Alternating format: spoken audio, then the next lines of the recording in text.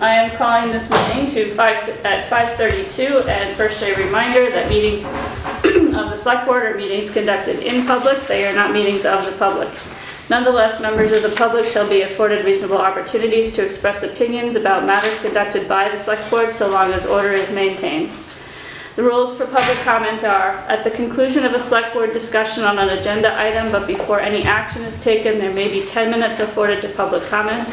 Comments made by the public must be addressed to the chair or to the Select Board as a whole, and not to any individual members of the Select Board or members of the public.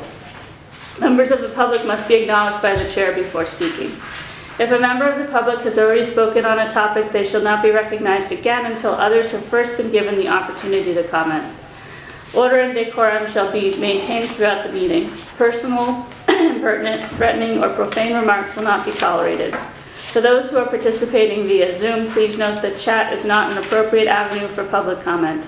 All public comments must be made verbally when acknowledged by the chair. Please silence all cell phones, and a reminder to all that this meeting is being recorded and may appear on the internet. So, are there any adjustments to the agenda? I have one correction. Item 12, next meeting date is actually October 4th. Not today. Not today. Chute today. No, seems like it. Okay, are there any other adjustments to the agenda? I have none. Select Board have any adjustments to the agenda? Okay. Can I hear a motion to approve the minutes of September 6, 2023? So moved. Is there a second? Second. It's been moved and seconded to approve the minutes of September 6, 2023.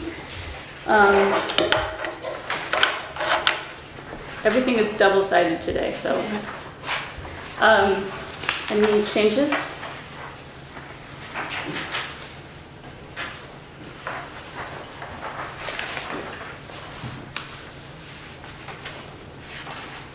Anybody? Okay, hearing none, all in favor? Aye. Aye. Any opposed? All right, next is the warrants to the treasurer. Make a motion to approve and execute the warrants to the treasurer on completion of review. Is there a second? Second. It's been moved and seconded to approve and execute the warrants upon completion of review. Karen, I don't have them. Oh wait, are they in the back? Separate thing. Yeah, there's a separate packet. What are you doing to me here? It's, hey, All right, okay, I got it now. listen, you know, You're just trying to shake things up. Okay, yeah. okay, I've got it. All right, so payroll warrant dated September 22nd, 2023 in the amount of $21,472.61. Let me see if there's anything unusual. So there's Beverly Baldwin had a reimbursement from the pool. So, and you have the rec department on here. Okay. So other than that, everything else is normal. As normal can be. All right. Is anyone else set with that? I'm good. Everybody else set with payroll? Looks like it. All right.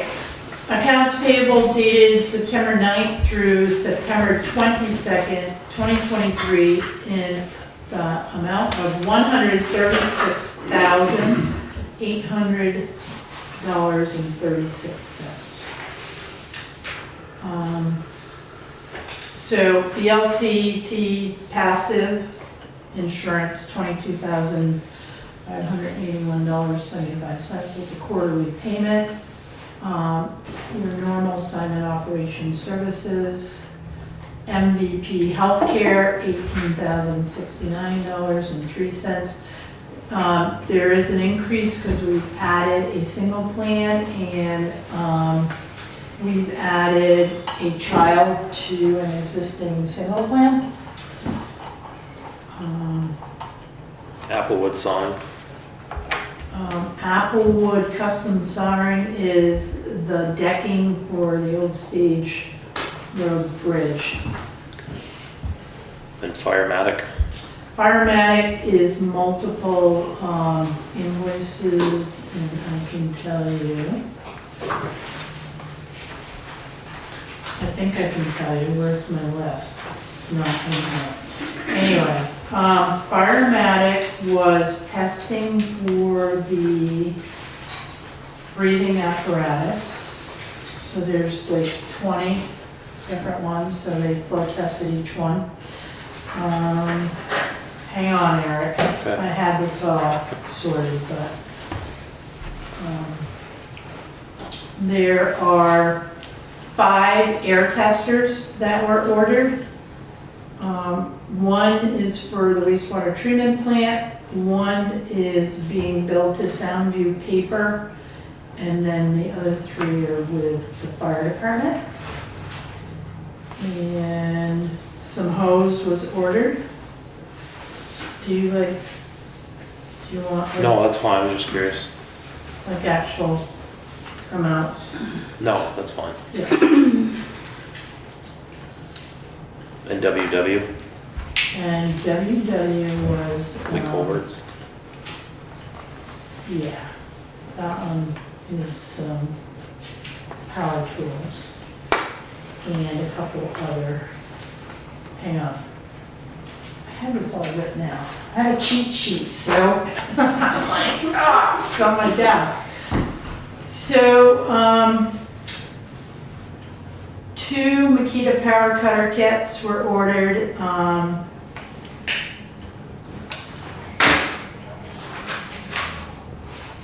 Let me see, 4 mag lights, and then another 4 mag lights. So, yeah, between the 2, that's like $8,000 right there. Oh, and here's some cheat sheet. You didn't need it. Yeah. Anybody else have any other questions? Yeah, excuse me, Cold River Materials. That is stone that is purchased from another quarry, but it's like 1.5 inches, and we don't have that down in our pit. So we just order it and it gets trucked in. Thanks. Any other questions on the warrants? Hearing none, all in favor? Aye. Any opposed? Okay, next is public comments on items not on the agenda. Does the select board have anything to say today? Is there any public comments on items not on the agenda in the room? Any public comments online? Is Swift's hand up? I don't think so. I think that's the mouse. Oh, Oh, sorry. Doug? I do have a comment or a question actually on, I think it's item 7A, Okay, it's on the agenda, so can you wait until then? oh yeah, perfect. Okay, perfect. Are there any comments on items that are not on the agenda online? Hearing none. We don't have to vote on that. Okay, next is town manager's report. I have 2 items for tonight. The insurance claim of $17,265.05 for the well pump in the circuit board that was fried by the lightning storm was approved by V.S.A passive, less the $1,000 deductible. So they will cover $16,265.05. Great, and the new pump was how much? That was like $9,200, and actually what they did, they covered the brand new pump, not the one we just put in, Cool. which was less money, so. Oh, well, whatever. So, yeah, we Yeah. did, so I was surprised. Good. So I'm very thankful and excited about that. Fiscal year 2025 budget discussions and schedule. How does the select board want to prepare for budget discussions, extra meetings, reserve time after a regular meeting? I've started handing out budgets for the departments and having them fill them out now. My recommendation is, because we'll get into the holidays in November and December, Yeah. and there's other things happening too. I don't want to wait too long. I don't wanna wait till December. We always get in a crunch. Yep. And I'll have most of the numbers for the board. There will be some numbers we won't have, like maybe health insurance and that kind of stuff. The LCP is always late. Sometimes some of our county assessments don't come in until like last minute. But that's minor adjustments at the very end of budget, which is normal. But if we can get the bulk of our budget pulled together, have the board review it, and if you have questions and comments, then, you know, we should be really looking at it. Okay, so remind me of so we need to start looking at the budget, and then we also need to start looking at the warrants for town meeting. But does that happen more in December? The articles, so Yeah, the that's town what- yeah. warning. Yeah. So the town warning, yes. So the select board usually, you know, unless it's petitioned, Mhm. you know, articles are put on the warning by the select board. Yep. Um, When do we usually have that discussion, though? Is that usually? We should have it right around the same time we're doing budgets, because, you know, if we're looking at reserve funds or trying to put capital money away, Yeah. we need to be looking at that through the budget Okay. and developing the articles, Okay. so. All right, so how does the board want to proceed? Do we want to do it, try to get it in our regular scheduled meetings, or do we want to, just keep in mind that also we're going to have at least two extra meetings plus the sidewalk. So is that one session? I keep asking this question. Okay, so that's just one joint meeting with the planning commission, right? Okay, so there's at least probably 3 extra meetings on our dockets coming up soon. So just so you're aware of that. So how do you want to proceed? Right, so we might be able to dovetail budget talks after a public hearing for the Okay. town plan. Okay, Because most of the work's Yeah. been vetted already, and we'll be here anyway. and we'll be here, so we can, Okay, so that's a possibility. yeah. All And right, we have 2 of those? 2 of Yes. those, yeah. Yeah. Do you want to try doing that? See if we can get somewhere with that, Mhm. and then see where we land? Yeah. Yeah? Makes sense. Okay, all right. Because October 24th is the tentative date for the first public Okay. hearing, Yep, so. yep. Well, we're let's at try the it end of out, right? September right Let's now, try it, let's so- try it out. Yeah. We'll try that All out. right,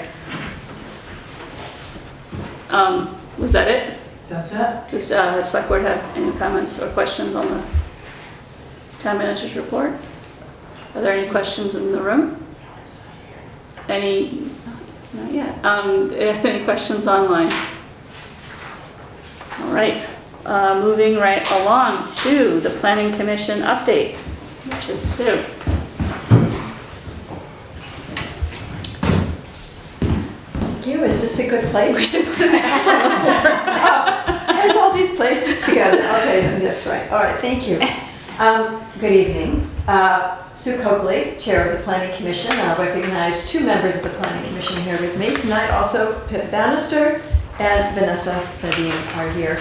I have in your packet, there is a report that I've provided to you. There are 3 topics that I'm going to touch on. I'm going to touch on presenting the Planning Commission approved draft 2023 town plan for your review, for consideration for adoption, and there's some things for you to do that I'll go over about that. I have an update on the Putney Landing sidewalk scoping study, and an update on Planning Commission activities to implement some of the key recommendations of the town plan.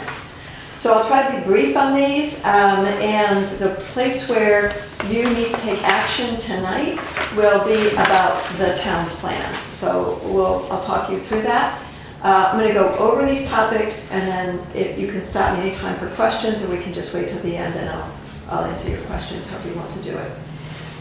So first of all, this is a very momentous moment because the Planning Commission has been through a very thorough vetting with the community about what are the needs and priorities. We've been assisted by PlaySense, an expert advisor, to address the state requirements so that we can provide to you a draft 2023 town plan that we believe meets all of the state requirements and is reflective of community priorities.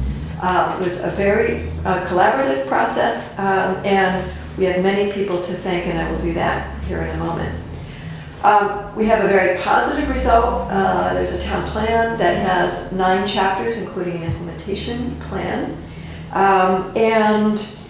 The vision is to be an inclusive, safe, resilient, rural community where we all live together, residents, businesses, and organizations, thriving and living in harmony with each other and nature.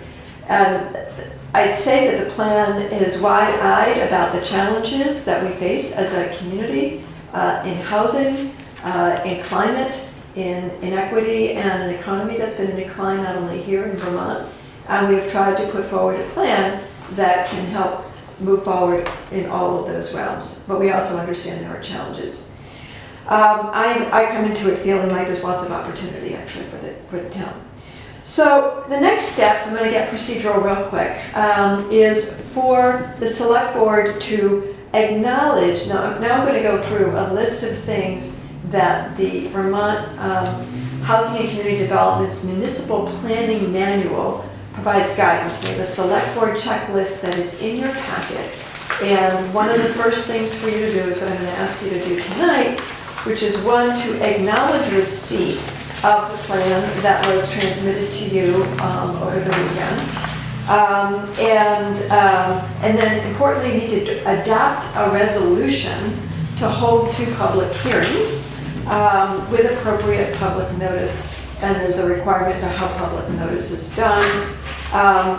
That's what you need to do tonight. And then the last thing you need to do before the end of the year is to consider the input you receive at the public hearings to adopt a final 2023 town plan so that we are a town in good standing to receive funding starting in January.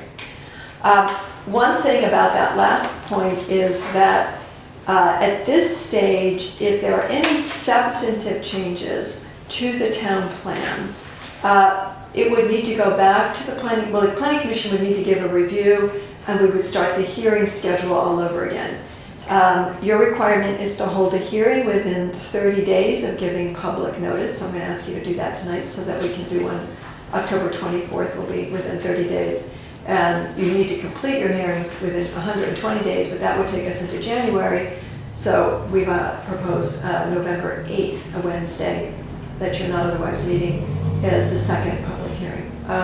So after those, you consider comments, you can fine tune the town plan, but nothing that changes the meaning or intent of what is there. So if we do, then it'll be difficult to meet the schedule by the end of the year. So, I'm sorry, so how substantive, like say we wanted to remove a goal or something like that? That would be a substantive Okay. change. Okay. To remove or change any of the objectives, policies, or actions. If something is needed to clarify what is already there, it's just unclear, you can make that change. Okay. If there's text that needs to be adjusted because it isn't quite correct in relation to those things, that change can be made. Okay. But it's really fine tuning is the word I would use for it. Again, it just would change the schedule if you were to open it up. Okay. So I just want you to understand that's where we are in the process. Do you want me to go, do you want me to answer, do you talk any further about that, or do you want to go on to the rest of my report? Let's go on with, Okay. unless anybody else has questions. We can come back Okay, yeah. to that, but there is a resolution in your packet for you to adopt tonight. Okay. So,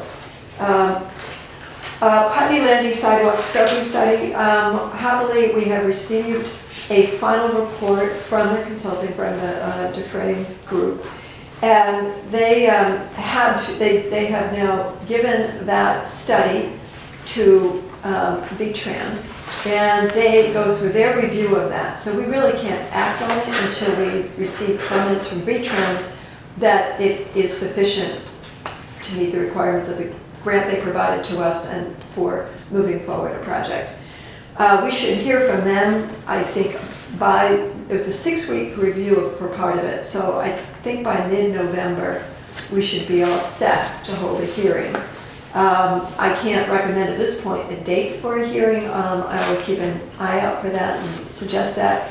We've also talked about doing a walk down the recommended pathway with neighbors, and I think we'll schedule that as well. Again, it would be good to have the V-Trans comments before we do that, just so we have a full document and everything in front of us.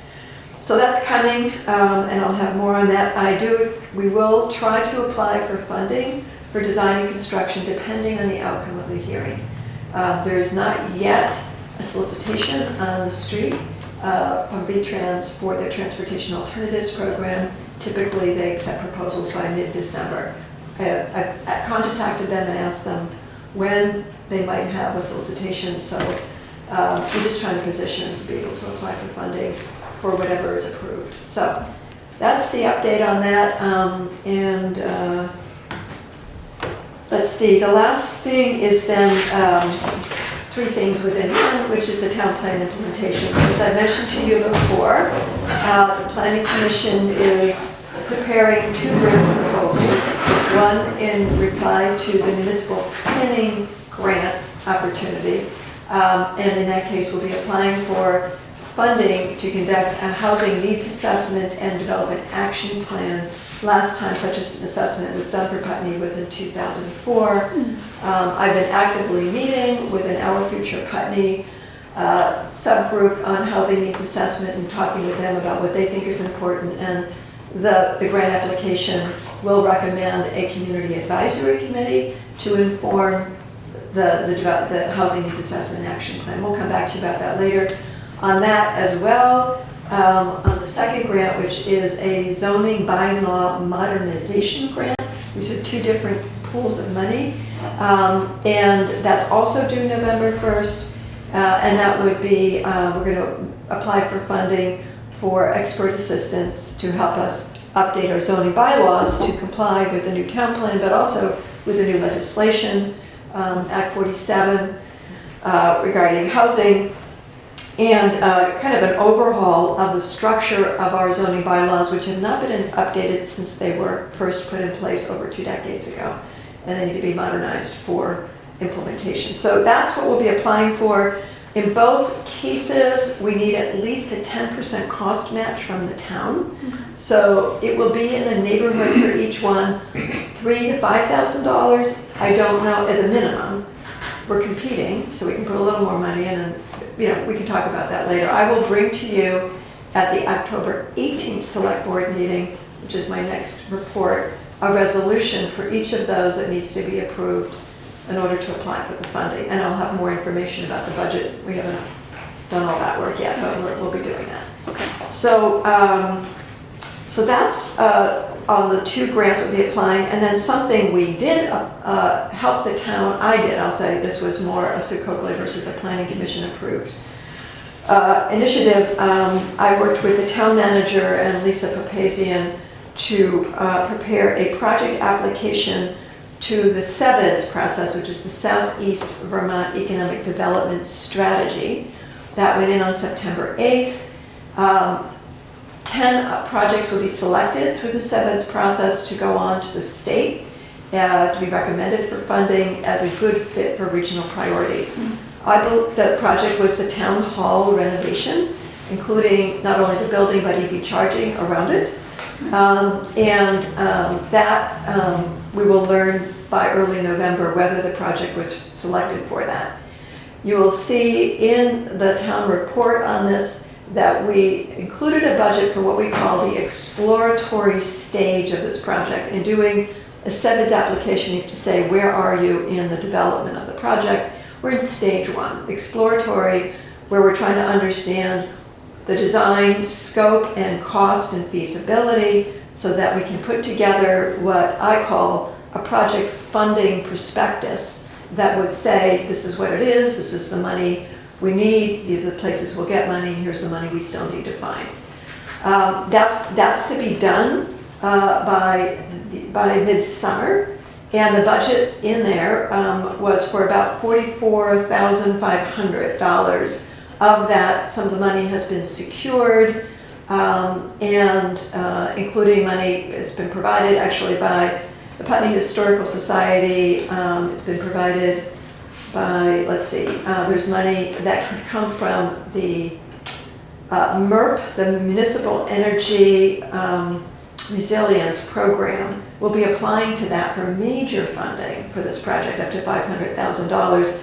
But the first step is to conduct an energy assessment of facilities. So that will be done once the town manager in her copious free time finishes putting together the information needed for this assessment. They'll do that. So that is a contribution towards the budget it's about a 4,000 contribution. I was reminded today by Lisa Papazian that for one element of this feasibility planning, if we can secure a mechanical engineer to do a design of HVAC to replace us from a fossil fuel boiler in the basement to heat pumps, the BDCC using, if you didn't do alphabet soup, this would be really impossible. The Brattleboro Development Credit Corporation using USDA, Department of Agriculture money, can provide money to cover that feasibility study as long as somebody is contracted by the end of this month, 10 days. Wow. Right. Working on it. Okay. That leaves about 31,000, no, 27,000 that will be needed to hire a project manager. And that's money that I don't know where it's going to come from. There's not an easy place to find it. It is money to put together this project prospectus, and also the application recommends putting together a town hall renovation committee, advisory committee, appointed by the select board. The project manager would coordinate all of that and put together the prospectus with all the different information so that we're ready to go to Sevitz next September and have a project in development, much further along next stage. The benefit, I'll just say about this, is that you are then really recommended to state and federal funding. And we will need every bit of that to get this town hall renovation project done. So I would just say to you that it will be important, and maybe this is something to take up at your next select board meeting. I can talk to the town manager about this, but I think it would be good to consider a town hall renovation committee to guide the development of this prospectus and build support and input to guide the project. And I also think this might be an excellent use of ARPA money because it will be basically aligned with the town plan recommendation to renovate town hall. It is infrastructure. It will leverage a lot of other money. We're talking about at least $1 million project to do the town hall renovation. So some money to be able to put together the case for support and to get some engagement, I think would be a really good thing to do, highly leveraged. It's not my role to request that money. I'm not sure whose role it actually is, but I do think it's something that needs, and maybe Karen, this is something to be prepared for the next select board meeting, but hopefully we'll get the BDCC, the Brattleboro Development Credit Corporation money for the HVAC study, and that will be moving along. But it's beyond both the Putney Historical Society and the town manager to really run this planning process. And the planning commission chair is not taking up. But where would another town proceed with? I mean, how would your typical town proceed with a project like this? It just seems. I just wonder how other towns manage this. I mean, it seems huge. It is huge, but you approach it incrementally. Yeah. And the stages are, the first stage, this exploratory stage, is to really do studies to say, well, what do we want to scope it, right? What is the project? What is feasible? What will cost? What are funding sources, right? So that's the first stage. And then you review that and you make some choices. This is like any design project, right? What choices are you going to make? And you might make something subject to additional funding. You set priorities. And then once you've approved that stage, you go into your gathering support and funding so that you have the money to do the design and move on to construction. So you do these stages, and each time you check to see if milestones been met, are you still on track? So the project manager, I would say it would be for at least stage one. It may be a different project manager when you get to the other stages, when you get into design construction. Then you need somebody who does construction, right? So, but for stage one, to get it to the point of scoping and ready to present for funding, we need a part-time project manager just to shepherd that and make sure it's done well.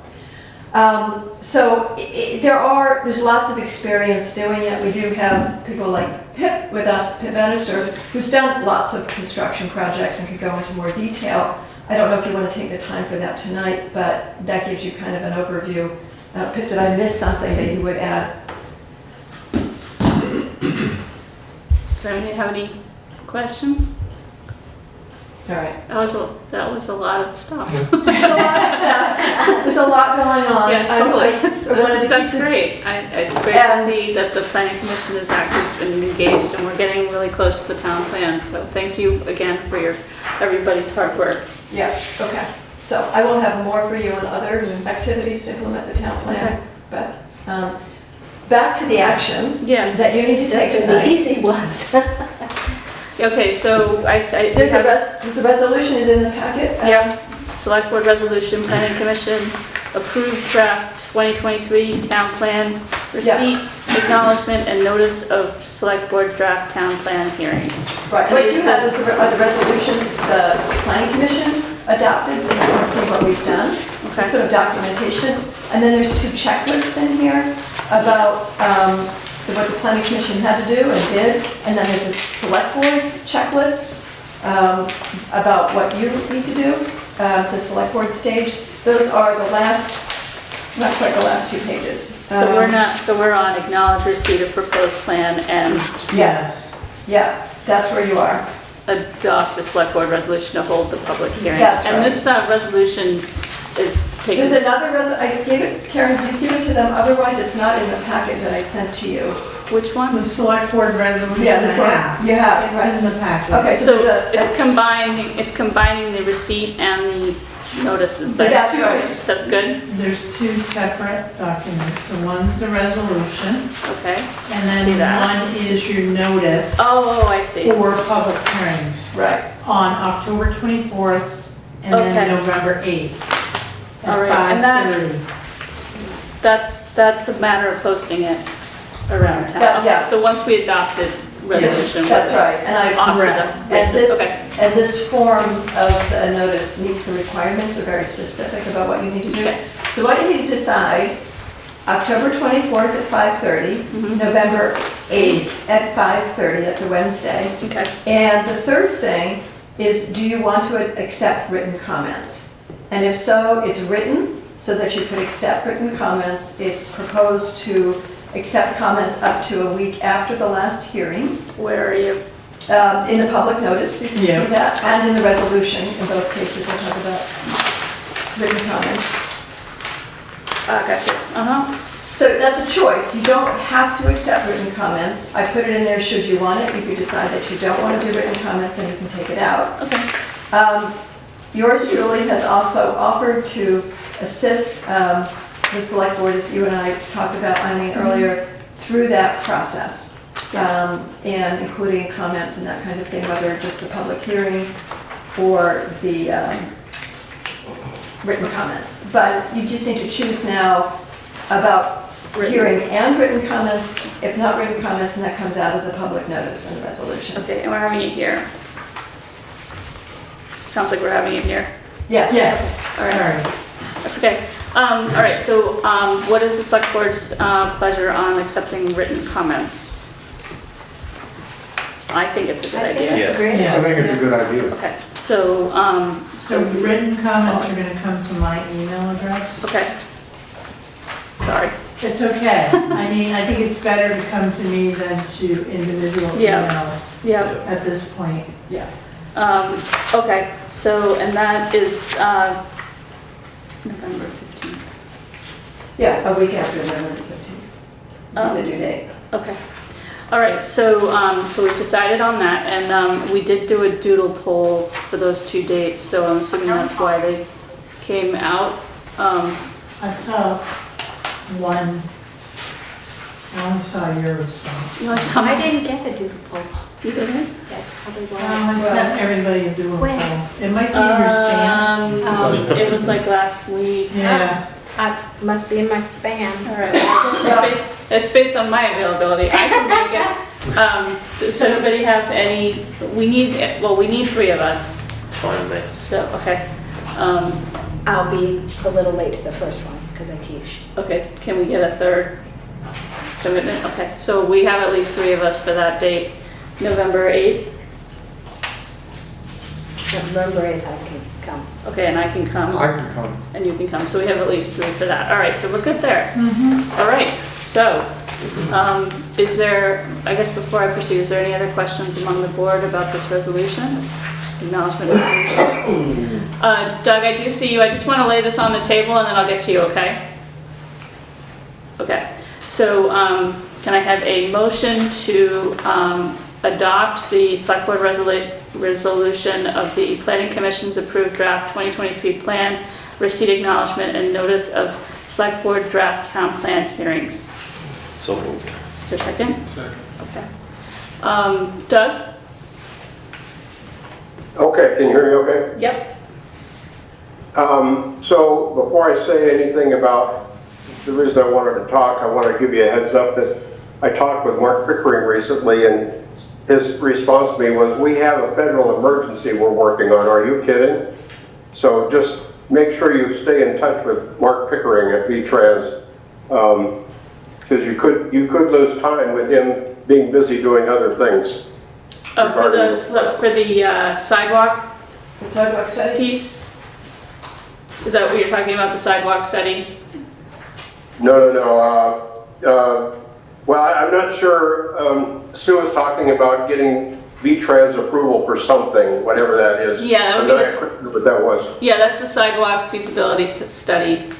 So that's a good point.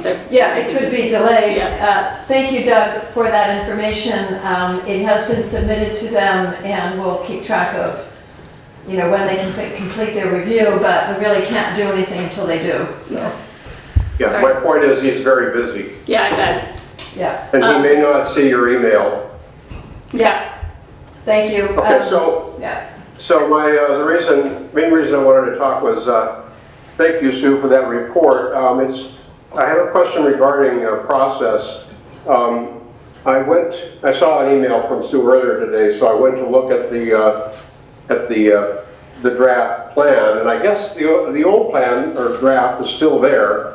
The comments appear not to have been incorporated, at least a couple of them. So I'm wondering, have the comments which you've been discussing, I think, are the comments you're discussing just a few minutes ago, are they the same comments that I submitted, for example, a month ago, or are these a new set of comments to begin with? I'd be happy to answer that, Doug. So, I think we're still posting to the town website the Yes. final version Which is of the sitting town there. plan that we received from the consultant today. The planning commission. No need to be on camera. Oh, I'm not on camera, thank you. Who am I talking to? It's so loud. The planning commission adopted the town plan edited, but not all the edits were in the document that we received for our hearing. So not all of the comments were reflected, Doug, and the implementation plan was not the same as the actions in the chapters. Today, we received from PlaySense, the one that's on your desk, that has all the edits in it. Okay. So there's an earlier version, Doug, from the meeting. It's a Word document of the town plan from when the Planning Commission met on the 5th of September. And that one included all comments received, including yours, and responses to them. So you can work through that document. It's posted under Planning Commission, the town plan hearing process, basically. You'll see our meeting on the 5th of September, and you'll see all your comments and everybody else's in response to them. And you will see some of your comments. No, I'm looking at the wrong place. You'll see some of your comments, Doug, reflected in some of the action items, for example. So thank you for your contribution. So my question is, I went to where I went before and clicked on that PDF link, and it looks like it's the same document that hasn't changed. Is there another link someplace on that? It will be linked tomorrow morning. The final document, clean document, came today, and I'm not sure it's been posted. Okay, will it be the same location on the page? We will update it so that when you go to the landing page for the town plan, you will see that current version and a link to it. Too many Okay, things great. going on today. Perhaps we'll title it draft approved, PC Yes. approved draft, so that it sticks out. Because we know that with all of the process, it's gotten very heavy in there and very confusing Yeah. about which is the newest. Yeah. So we'll try to make sure that, maybe it says Yeah. PC approved. It says that. Board or something. And it has the date that we approved it. So it's the most recent one, and we will clean up the file. But when you go to the landing page, that's the one you'll get a link to. Doug, Okay, thank would you. follow? Thank you, and then one more question. Yep. What will be the process for evaluating those? Will it be a public evaluation, deliberation, or will it be the select board, and will you compare A versus B and make a vote? How will that work? Evaluating the new comments that we receive? Yeah, the original draft and then the comments, to accept the comments or reject the comments. That's what the planning commission did, Doug. I don't even know where to look. The planning commission did do that. That's the document I'm talking about on the 5th of September. That's all redlined and has all the comments that we received. There were like 200 of them. And they're in the document, and then we voted on adopting some of them, not all of them. So then there's another document that is cleaned up that shows that, and then you get the beautiful printout that arrived today. So it's complicated. Okay, I'll great. just So say, tomorrow sometime I can take a look. Thank you very much. yeah, and if you need help, Doug, you know how to reach me. I'll make sure you see the right ones. I just have to say that open meeting law makes this really complicated, and I opted and recommended to the commission to just post all written comments, so they're all there, and then to include them all in a draft and respond to that. When we do the version for the select board, I'm not sure that we will quite have as much input, so we can decide what is the best way to review those comments. It may be just in a document of the comments, Okay. but we can talk about that later. So, the resolution.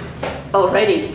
So are there other public comments online about the resolution, the select board resolution to acknowledge receipt and notice of the select board draft town plan hearings, which we have scheduled for October 24th and November 8th. Any comments online? Any comments in the room? Any other discussion among the select board? Hearing none. Oh, Mike?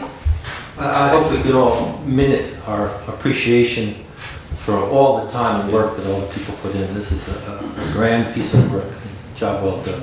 Yes, thank you very much. Okay, so are there any other comments? Okay, hearing none. All in favor? Aye. Aye. Any opposed? All right, we are almost to the finish line on this one.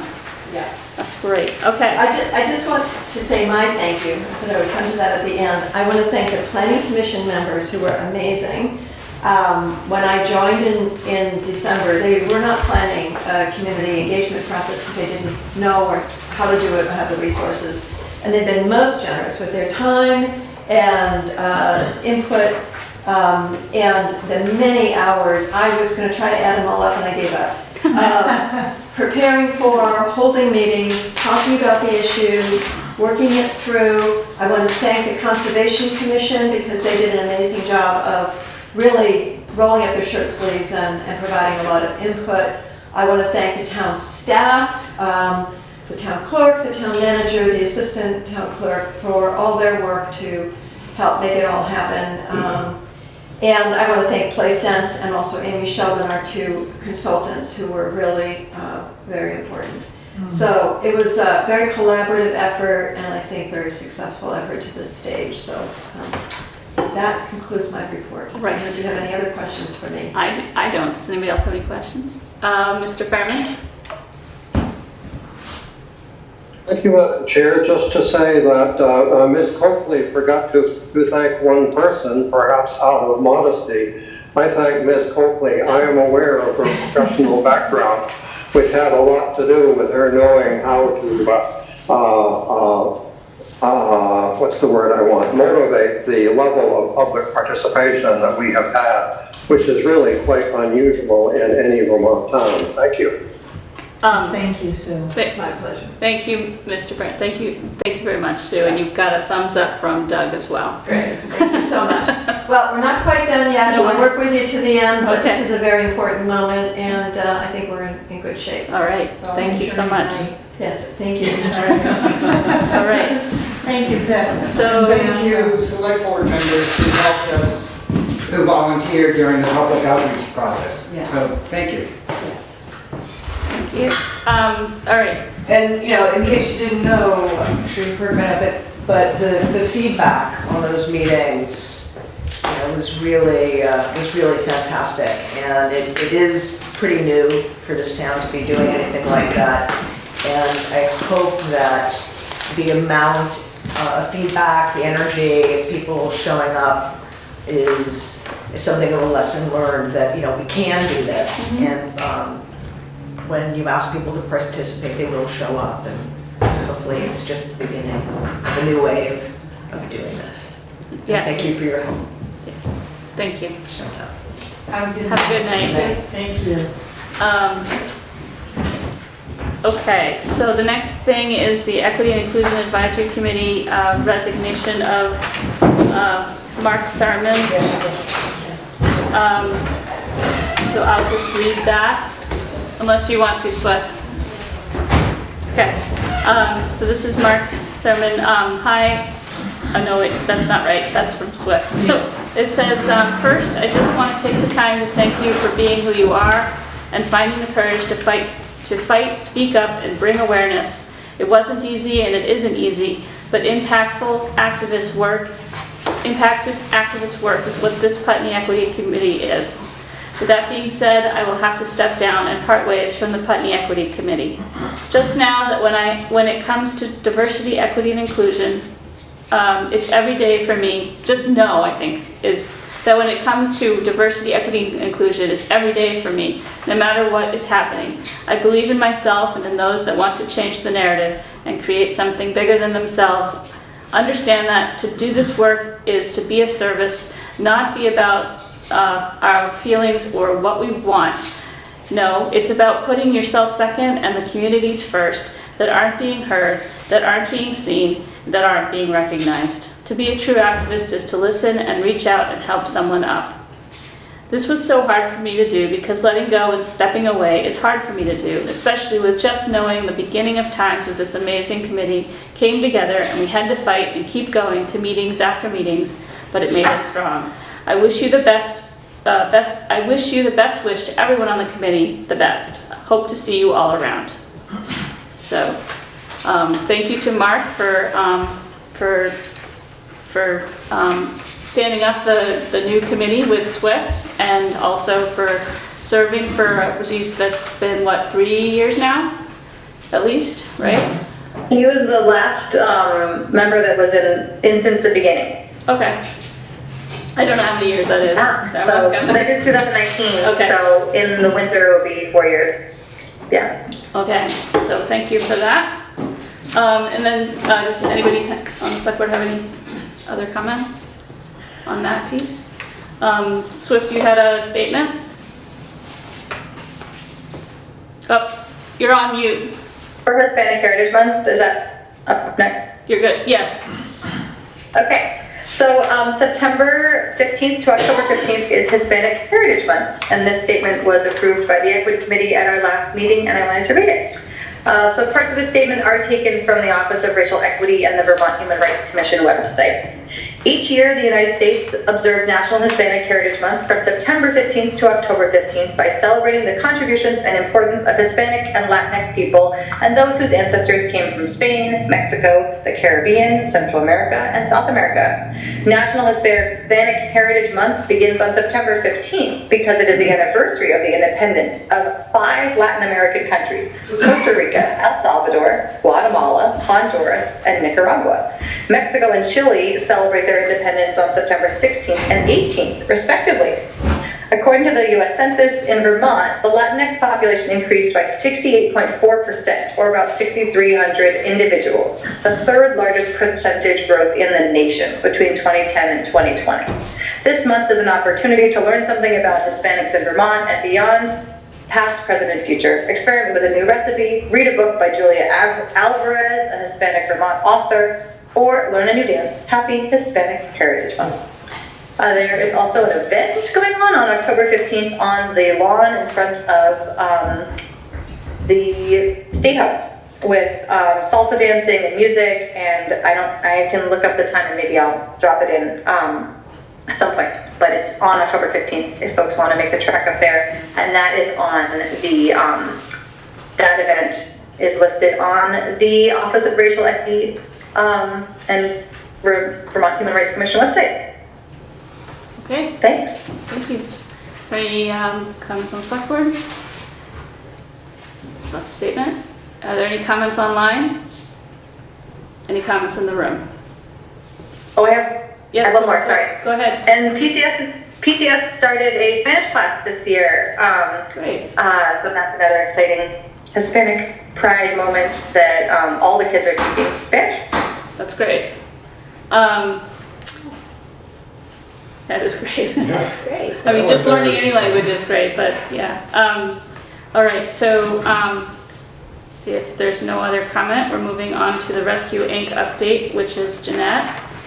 Oh. Or we don't have to, we could just read it, or you could talk about it. You can talk about it if you I like. mean, You made it to the agenda, so, and you're here, so. Okay, sorry, I didn't realize that, but, so there was an open house. Thank you for pointing me to the rescue board. I'm really enjoying it, and there was an open house the end of August, and I thought I knew a little bit about EMS and the world of EMS from being in the legislature, and when I went to the open house, I was just blown away by what I didn't know.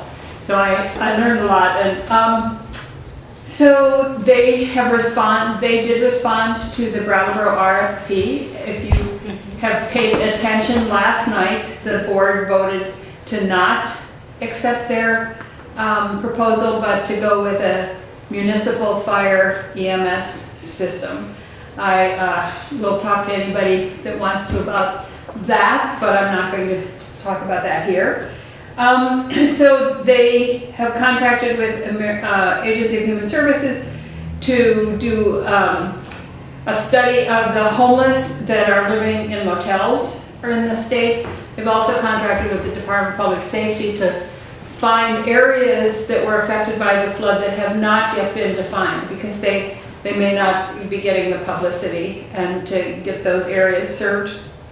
The Academy in Newfane has received accreditation to do all the training, including paramedics, which normally takes college credits, but they have been given 3 years to train paramedics and be accredited, and then in the meantime they can prove that they don't need to have the college credit, or they can make an arrangement, a partnership with a college.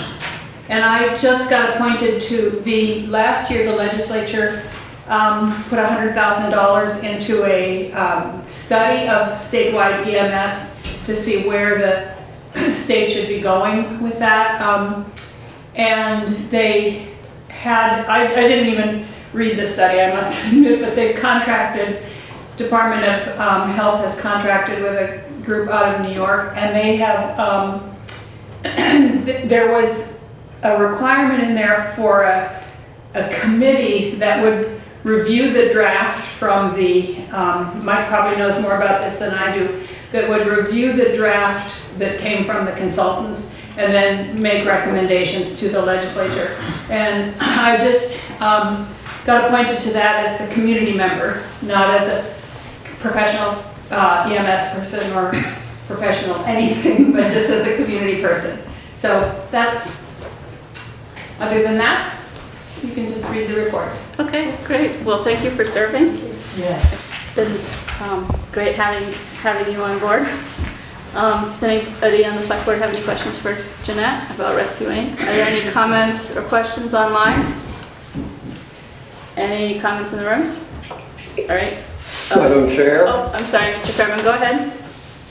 begging your pardon, I stepped away momentarily, so I couldn't raise my hand. I just wanted to suggest that probably outside of Brattleboro, we should simply stop talking about Brattleboro in our EMS system because they've decided to divorce themselves from it. And of course, this is not unique. For example, Springfield is a precedent. Springfield, Vermont has always had its own, has always had fire department EMS. Nothing new there. I happen to be a native of Springfield. So, you know, Brattleboro has chosen the way they want to go, but the rest of us are with rescue. And actually, my understanding, Jeannette may correct me on this, is that rescue statewide is seen as a model, regardless of what Brattleboro thinks. So basically, I'm saying, who cares what Brattleboro thinks? Thank you.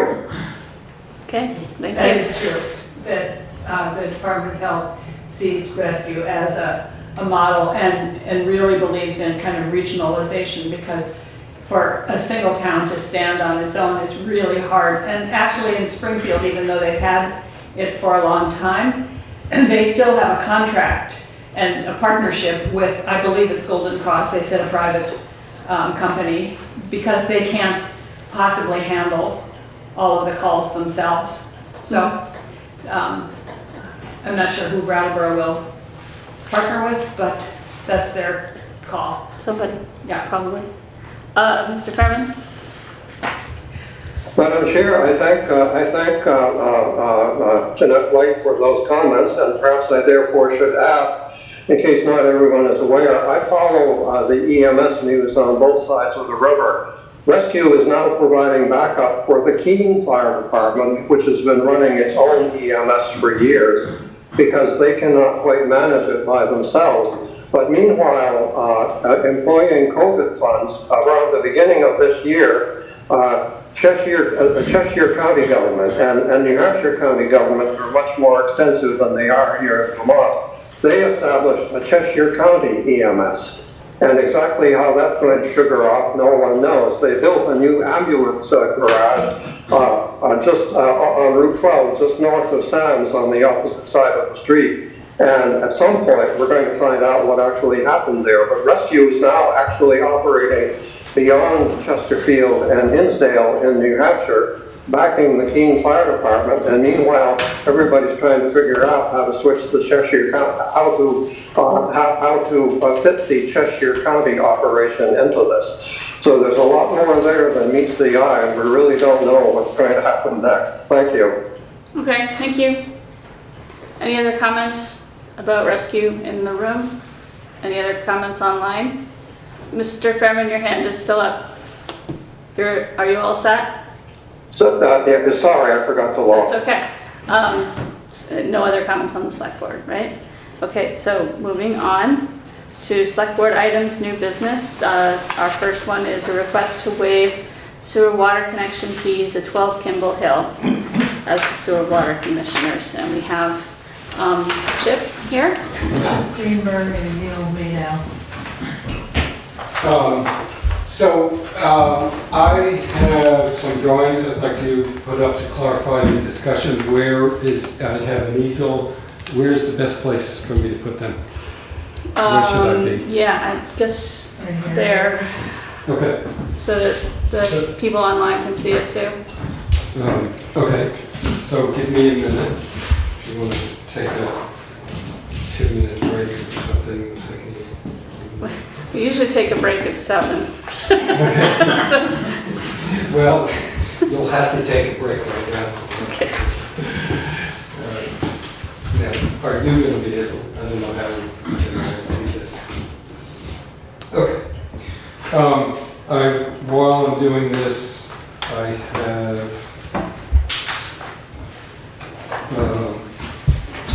I made a couple of largish copies here that you could look at. I don't know if We have, you have Yeah, we a have- smaller version of this. Yeah. Okay.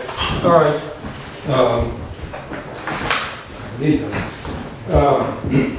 They're very pretty though. Thank you. Well, those aren't the drawings, they're not so pretty, they're just numbers. Here are the drawings.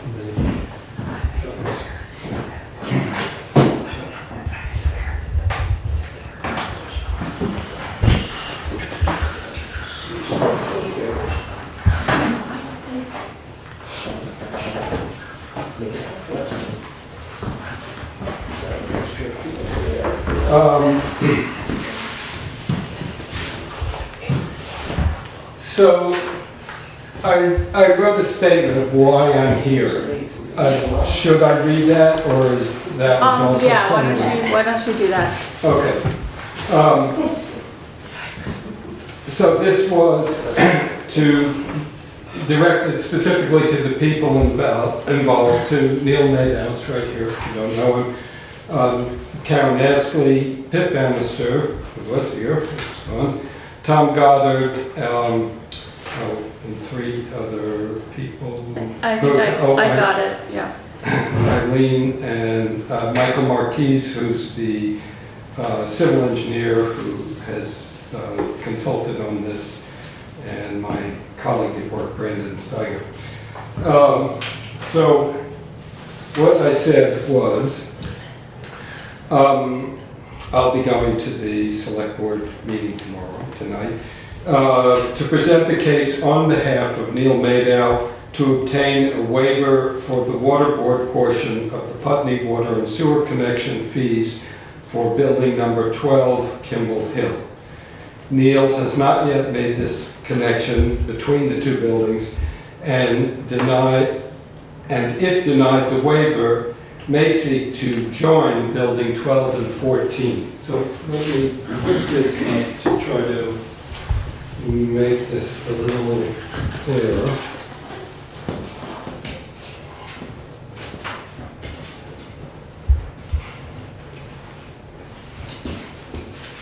Okay. So this is a drawing that the general store is down there. This is building 8 and 10.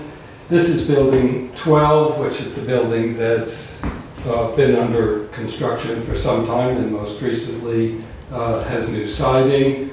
And this is building 14, which wraps around building 12, and this becomes significant, with an alley that runs between them. You can't walk through because there's a change in level here, but you could, if you jumped off the deck, walk right through. So these buildings are completely separated by a distance that varies from about 6 feet to 8 feet.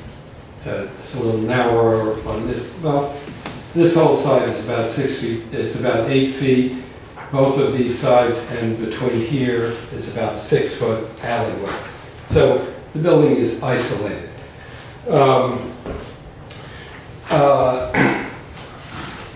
So the point of this is that Neil has a choice here of connecting to the town water and sewer, which the water is here, and the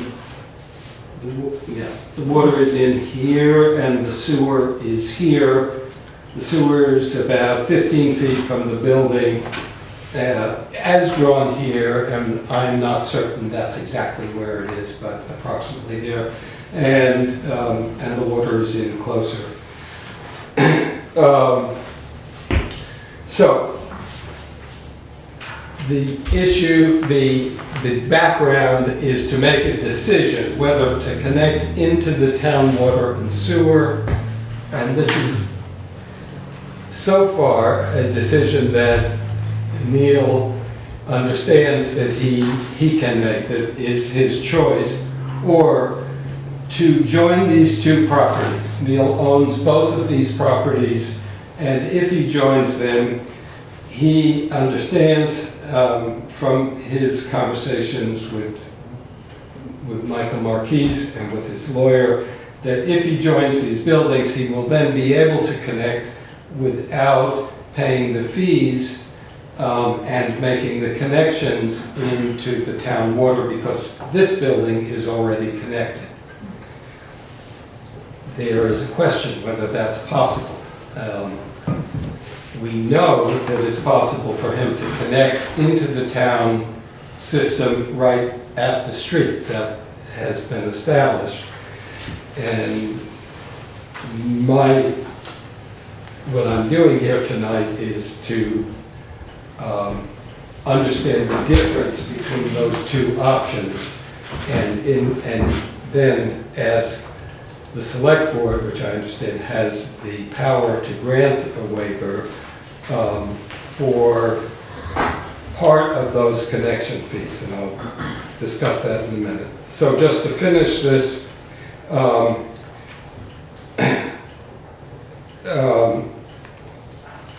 my intention is to graphically present to the board, to the best of my knowledge, the implications of cost, construction delays, and risk of permit denial for each of the two options.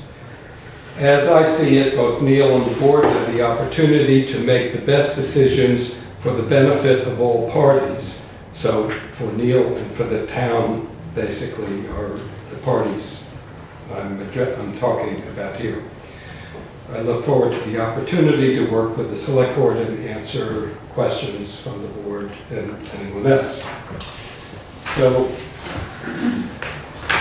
I spent some time, I've spent quite a bit of time trying to assess the cost difference between connecting the buildings and connecting to the town water and sewer. And I've also made some effort to understand what are the administrative arguments on both sides of this. So let me very simply say that there are administrative arguments against connecting the two buildings. I don't know all of the reasons behind it, but both Karen and also the building inspector, fire chief Tom Goddard, have argued for the simplicity of connecting to town water directly that's in front of the building, as opposed to trying to go through the buildings, through connecting the two buildings, which would be required to make the water and sewer connection through those buildings. I will just show you in a larger drawing here before I get into this, so I'll stop playing with you before I get into the numbers.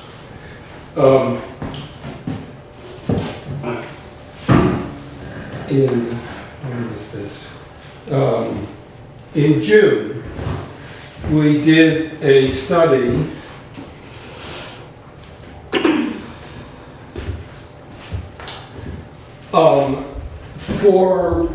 at Neil's request, for the option of connecting back here to building 14, which adds some area to the building and would then, as Neil has understood it, allow him to connect through the building. And to take advantage of that, we are showing in what's an alleyway right now a first floor and basement connection with the bathroom and storage area in this alleyway. So we gained some space by doing that, and unites building 12 and building 14 into one building. I don't know if the number would change, but that's the building. Later this fall, or this summer, Neil came to us and said he was now, instead of a commercial building, I didn't say that, a commercial space on the first floor and a residential apartment on the second floor, he would now like to consider instead a duplex residential building with separate, at least the option of separate entrances for those two uses. And that's what we've done here, leaving the alleys essentially alone, covering some areas for storage and garbage containers in the alleyway, but essentially leaving the buildings, the footprint of the buildings as they are, with the first floor being resident number 1 and the second floor resident 2, which would have its own entrance. So you have a second entrance, which is there now. That's where we were when we started looking at the cost of connecting to the town. And the rough numbers I have, no, I did not have time to get actual bids on this, nor with the impediments was it worth actually going out to bid. But I had various tradespeople give me their estimate, and for the actual connection, to make the connections to the water and sewer, digging it up, putting the earth back, and when it was open, putting the connection to water and the sewer, that cost came out to about $5,000. That's the excavation and the plumbing for making the installation and closing it back up again. The town fees are $1,100 for connecting the water and $1,550 for connecting the sewer. My understanding is that the water tap is already in place and that the sewer would need a tap. That no one that I've talked to is quite certain that's the case, but that's an easier tap to make. And these numbers, those numbers, the $1,100 and the $1,550, are the town fees associated with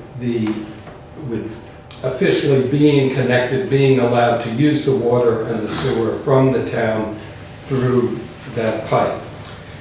Then there is a $4,400 fee for the water bond, which goes back to, is a back billing from 2005, at which time the water connection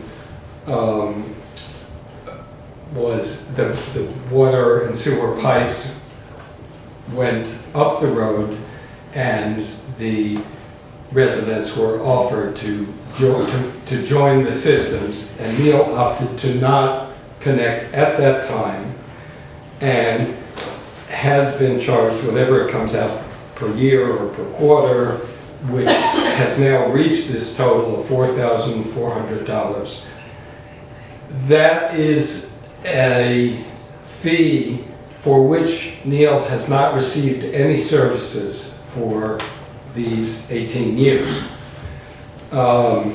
It's a reservation for that, and that is how the town has established a payment towards that potential service, even though that service was not in use. It seems a little odd to me to have that, and this is my personal opinion, to have this quite large fee for not having any service. However, I understand that this is what the system is.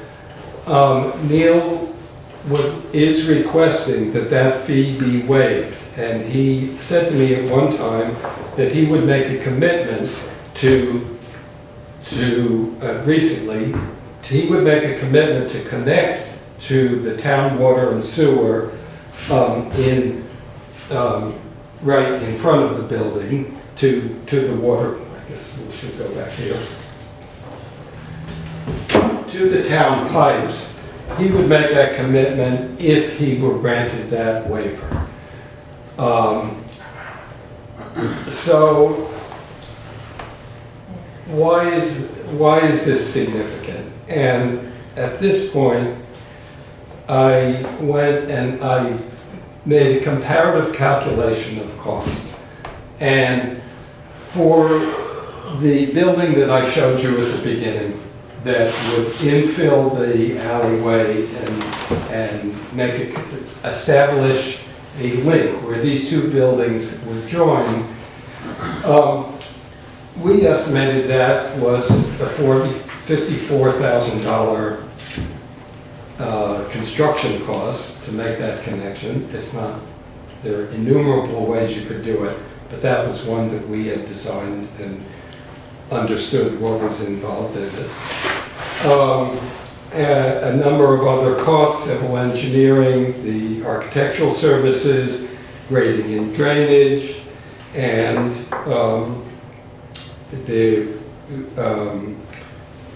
the town fees for reviewing the connection and for basically permitting fees. We came up with an estimate of about $68,000 for that. So that's a much greater expense. It's a much greater involvement of construction on the property. And I also felt that there would be a lost revenue because I think it would take another 6 or 8 months to actually complete that project, as opposed to maybe 2 months if we simply connected to the water and sewer out there. So one of the things that Neil says will influence him in making this decision, which is also the preference of the town manager and the building inspector, is whether he would be granted this variance, this waiver for paying that $4,000 fee.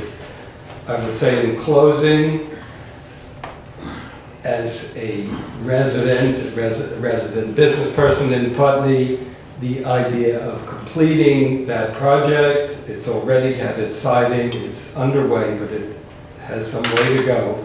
Completing that project in a couple of months instead of having it go on indefinitely,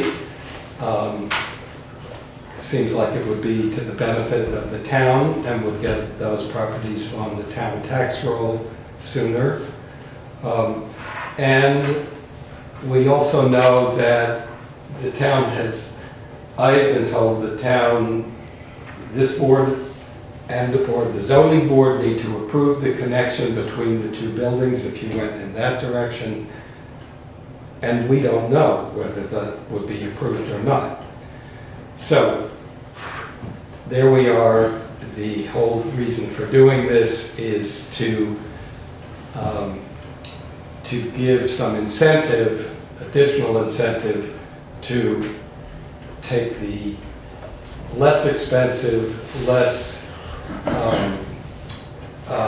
invasive approach to this and get the job done. And I would be, that's all that I have to say. I'd be happy to comment or answer questions if anyone has them. Okay, so I do believe that we have contacted our legal counsel, so we won't be making a vote on this tonight. So we may not want to go down too far down into the weeds. So I do know for the people online, the water bond back bill is a debt reduction, a bond debt reduction part of the policy. There was a bond taken out in 2005? 2005. And then it was refinanced, and it's not going to be paid off until 2047? 2042. 2042, I was close. And I also know that and I don't have the water policy was before this board's time, so, it does need to be updated. But I do know that there are other people in town who have paid that connection fee to connect to the water system. So there is an issue of fairness here. I also know that there are people who are in town who are eager to see those properties back in use. So that's what's before us here. The other piece, I do want to point out that as far as as the way that I read the sewer connection policies, it's not in the water policy, but it is in the sewer policy, and that may have been an oversight. You can't connect the sewer from those two buildings. The sewer connections have to be separate. So the water connection maybe can go through the buildings, but the sewer needs to be separate. So I don't believe that was in this cost. But that's not what you're asking for. Well, can I ask a question about that? Yeah. You may not be able to answer it, but if the two buildings became one building 14 and 12, it seems that would be essentially putting an addition onto building 14, as if you added an addition to it. If you put an addition onto a building that's already connected to water and sewer, I would expect... Are they technically one building? I don't know the answer to that question. Okay, well, but that would be my assumption, that it would be a larger building and it would have one system that is already connected. And I'm not questioning at all the town's right to allow that or not to allow it. I'm just saying, if it did happen that it became one building, it does seem to me it should be on one. Yeah, I don't know. We would have to, that's probably either Michael Marquis or... Right. It's definitely or a legal engineering. question. Yeah. It needs to be designed. Yeah. Either the one building in front Yeah. needs to be designed by a certified engineer. And if there's an addition between the two, connecting them together, you still have to have a design. Okay, yeah. Because an application has to come to this board requesting allocation or connection, and this is what we're talking about. And it has to come with a design from an engineer. And it also Because I can't present an application to this board without a certified design. Right. And then that will go to the state of Vermont with the application for him to be able to connect. Right, and I did get actually a memo from Michael Marquis this morning, and the cost of various ways this could be looked at. The highest cost was $1,000. So the engineering cost here is minimal compared to everything else. Can I clarify something? Yeah, go ahead. So, I do agree with one of your statements there that, the easiest, most efficient way would be to connect to the water and sewer right out in front of the building. If Neil were to look at adding the addition, that property is in the flood hazard zone and it's in a river corridor. The state would get involved, they'll come down. So, that option may not be viable. Connecting the two buildings. That is correct. Option. Right. So, but waiving any fees is the board's decision. That has nothing to do with the zoning administrator or town manager. Right. So, hi there. Is that me doing that? Can I make some comments? 1 second. We're still talking here, and you have a comment online. So I wanted to ask a question. How far along is this project in general? as basically, there is a design that doesn't change. And essentially the siding and some interior structural work has been done. That's where it is right now. So it's pretty much just bare bones right now inside. That's right. So if you were to go with, say the select board did waive this fee and you were to go with the duplex model, how long would you estimate it taking? My estimate is it could be done if there were a crew of 3 or 4 people in a couple of months. I don't know if you would agree with that. I think, as you all know, it's very hard to find labor, and I finally found a very competent crew, talented, quick, efficient, so things are moving along much smoother, much more comfortable with how it's progressing. Can I say a few of the comments? First of all, I just want to thank the select board for being so patient. I'm quite aware that that building was quite an eyesore for a long time, and it certainly has every right to bother people. A life neighborhood. But believe it or not, the person who was most upset about it continued for years was myself. I just didn't have much room to move. I don't have to go into details, but I'm glad it's looking better and it will look great. I've got some future plans for the Putney Pizza Place that I'll be approaching the board about over time. I hope to take care of the outside of that building at a minimum before the snow flies, so at least it will look okay aesthetically. But I'll try to simplify what's going on here, because I think it's gotten much more complicated than maybe it needs to be.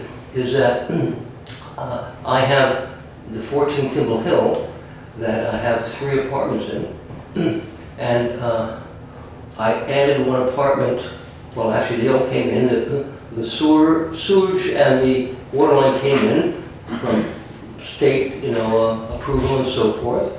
And then when the licensed plumber was prepared to add 1 more unit in the apartment, what they did, and I believe there's permits in this, is that they tapped into the existing lines that came from the sewer and the water internally in the basement and went to that area of the building and added another unit. It wasn't complicated, everything was done properly, and it was minimal for the expenses because there was no hookup. It was like basically just adding another toilet and sink to your house. Those buildings were already attached, right? Those buildings were already attached. So I don't want to have back and forth conversations here. They were never attached. They were never attached. So I approached Tom Goddard last year, and I said my intention is to build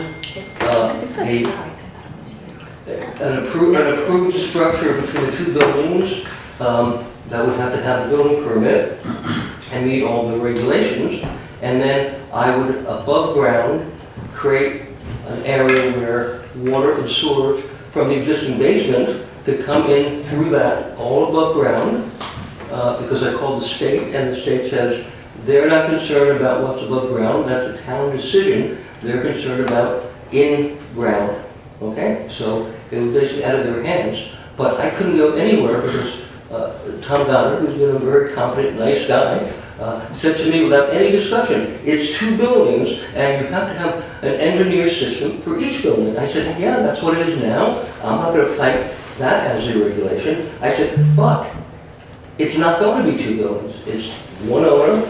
You can't subdivide it. Pre-existing. You don't even see it from the street. And I'm meeting all the requirements to make sure there's no problem with spillage or anything of that sort. But I couldn't get anywhere because it was this very firm answer. It's 2 buildings, and you have to have 2 engineer designs, 2 systems, and we're talking about an additional $30,000 or $40,000. Where when I brought it into the addition of the existing building, it wasn't anything except the materials and the licensed plumber. Why should it be any different? Because it is going to be basically the same thing, 1 building. I couldn't get anywhere, and then that's where I guess Chute intervened with the design. I'm greatly appreciative I've been ill, I wanted to give a sob story, I wasn't even going to be here, so he took the batter to try to speak in my behalf. But I understand that I'm not trying to bypass rules. I'm not trying to bypass what is the protocol. I'm trying to say, if the water and the sewer didn't even come into the subject, I could have submitted an application for a 300 square foot addition to the building that connects the two, not say a word, I'm saying hypothetically. Karen would have been bound by what her obligations are to make sure it meets state code. If it had to go through state approval, so be it. I wasn't concerned about that. And then sometime in the near future, it came to the point where I said, I want to put water and sewer into this previous brick building. I will do it as I would do in my previous buildings. And that shouldn't be a problem, because it wasn't a problem. But somehow, it's two buildings, it's always going to be looked upon as two buildings, and you can't bypass the policy that you have to have an engineered system for each building. And I'm just shaking my head. I said, why is it not looking at it with a bigger focus? And I can't understand it. Why? It's not user-friendly. It inhibits people like me and other people who are trying to do things. I'm not really doing this to make money for the town. I'm going to have about 10-year payback just on that brick building. You know, I'm not doing it as a philanthropic thing, but you know, to get cooperation of not trying to get special treatment, but just fairness.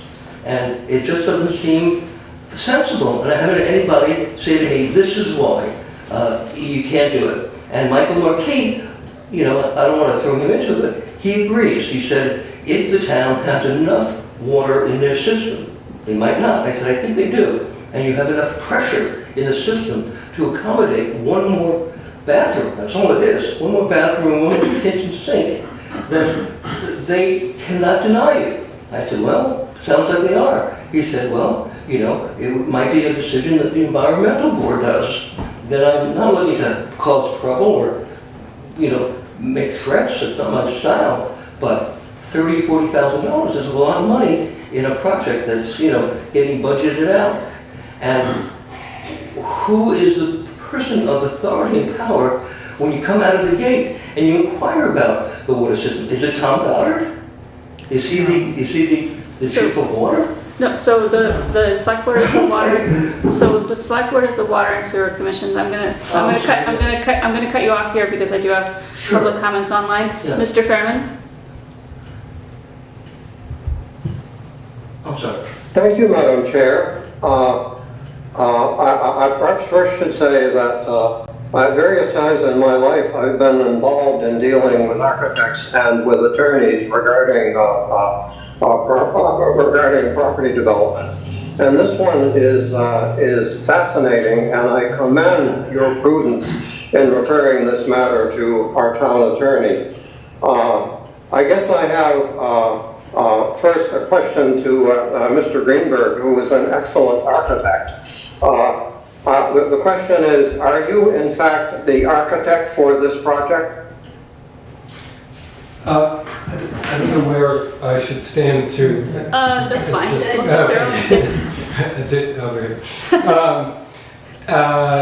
I am the architect in a limited capacity. I have not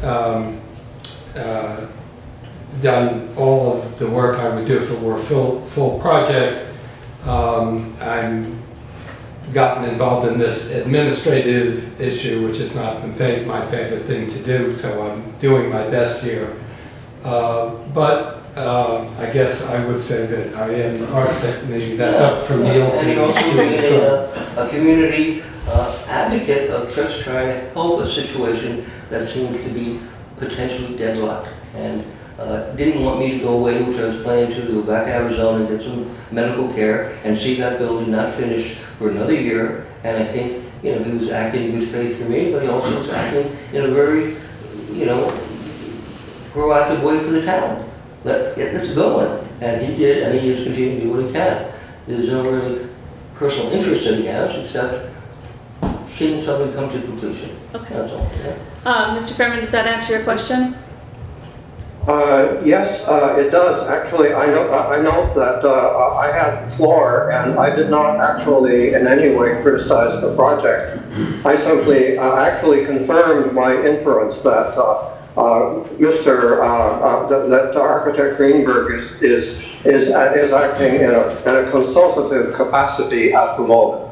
I have just two other points I'd like to raise. First one is, my understanding is that number 12 Kimball Hill currently has neither water nor sewer connection. Am I correct? Yes. Sounds like. Correct.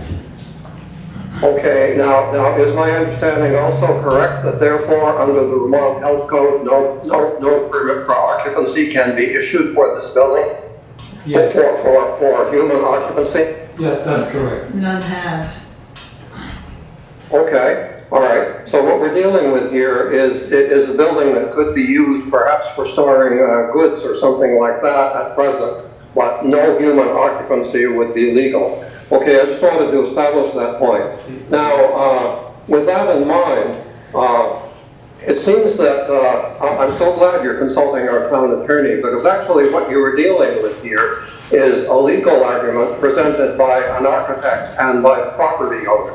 And I would say the fundamental concern is whether you wind up setting a precedent which can be brought up by future property developers. So once again, congratulations on referring it to our town attorney, because that is where the authority lies and that's where the inset lies in this matter. Thank you. Okay, thank you. So with that being said, I think that, does the select board have any other questions for either one?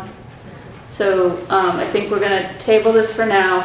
We're going to send it to our town attorney for a review, and then maybe come back on October 4th. Yeah, I'll try to get him to have an opinion before then. Okay. All right. And do you have those plans in like a smaller like PDF form that you could send to the select board? Yes, I could to send them to you. Yeah, send them to Karen Mitchell. Yeah. Okay. Yeah. Yeah. Okay. They keep evolving. But All right. yes. Okay. Thank you, everybody. Thanks for your time. Thank you. Okay, so it is 7:10 or so, and I'm pretty sure we want to take a break, right? So Yes. if we come back at 7:15. 7:15, is that okay? You want 7:20? 4 minutes? Do you want 7:20? No. 7:20, no, we're 7:20. So it is 7:20, and we're reconvening we're still on select board items, new business.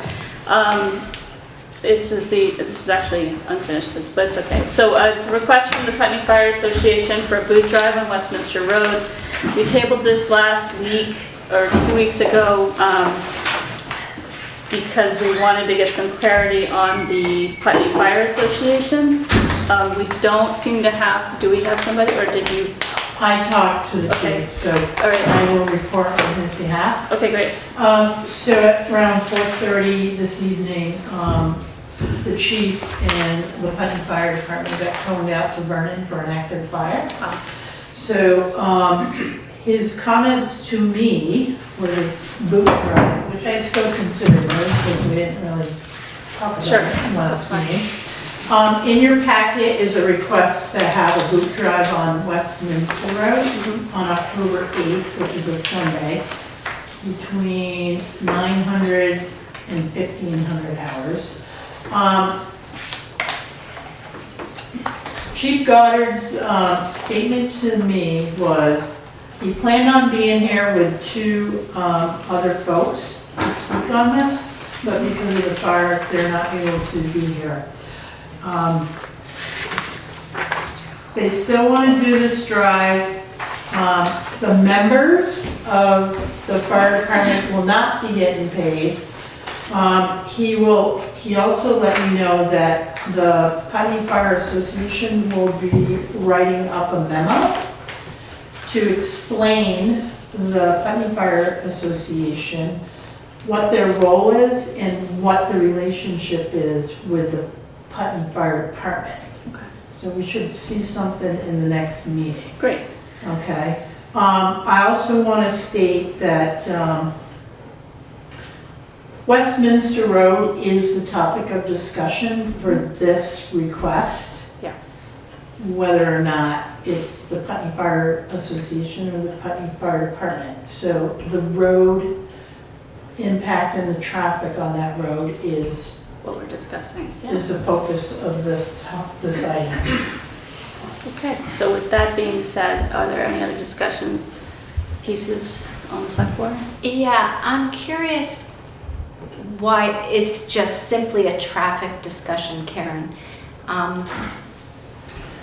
So are you saying that we would treat any request from anybody wanting to stop traffic to collect money?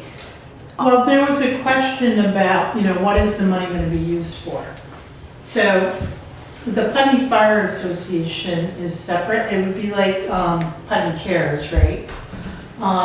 Shutting down Kimball Hill, well, yes, that's going to impact the community, right? So, and roads are the select board's authority Right. for liability and risk. So But we have to That's- balance out liability and risk based on community benefit, right? We closed down Kimball Hill because we're having a community event.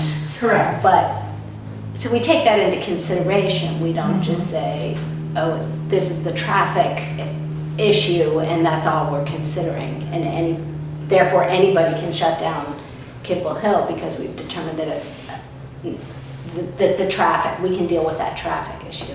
Do you know what I mean? I think I know where you're going. And I think what Karen was trying to say is that the issue before the board is whether or not we would be willing to close the road, or not even close the road, have Slow them down. slow traffic. Right, And the reason that it comes before us at all is because we control the roads. They can Right. have a fundraiser wherever they want. Right.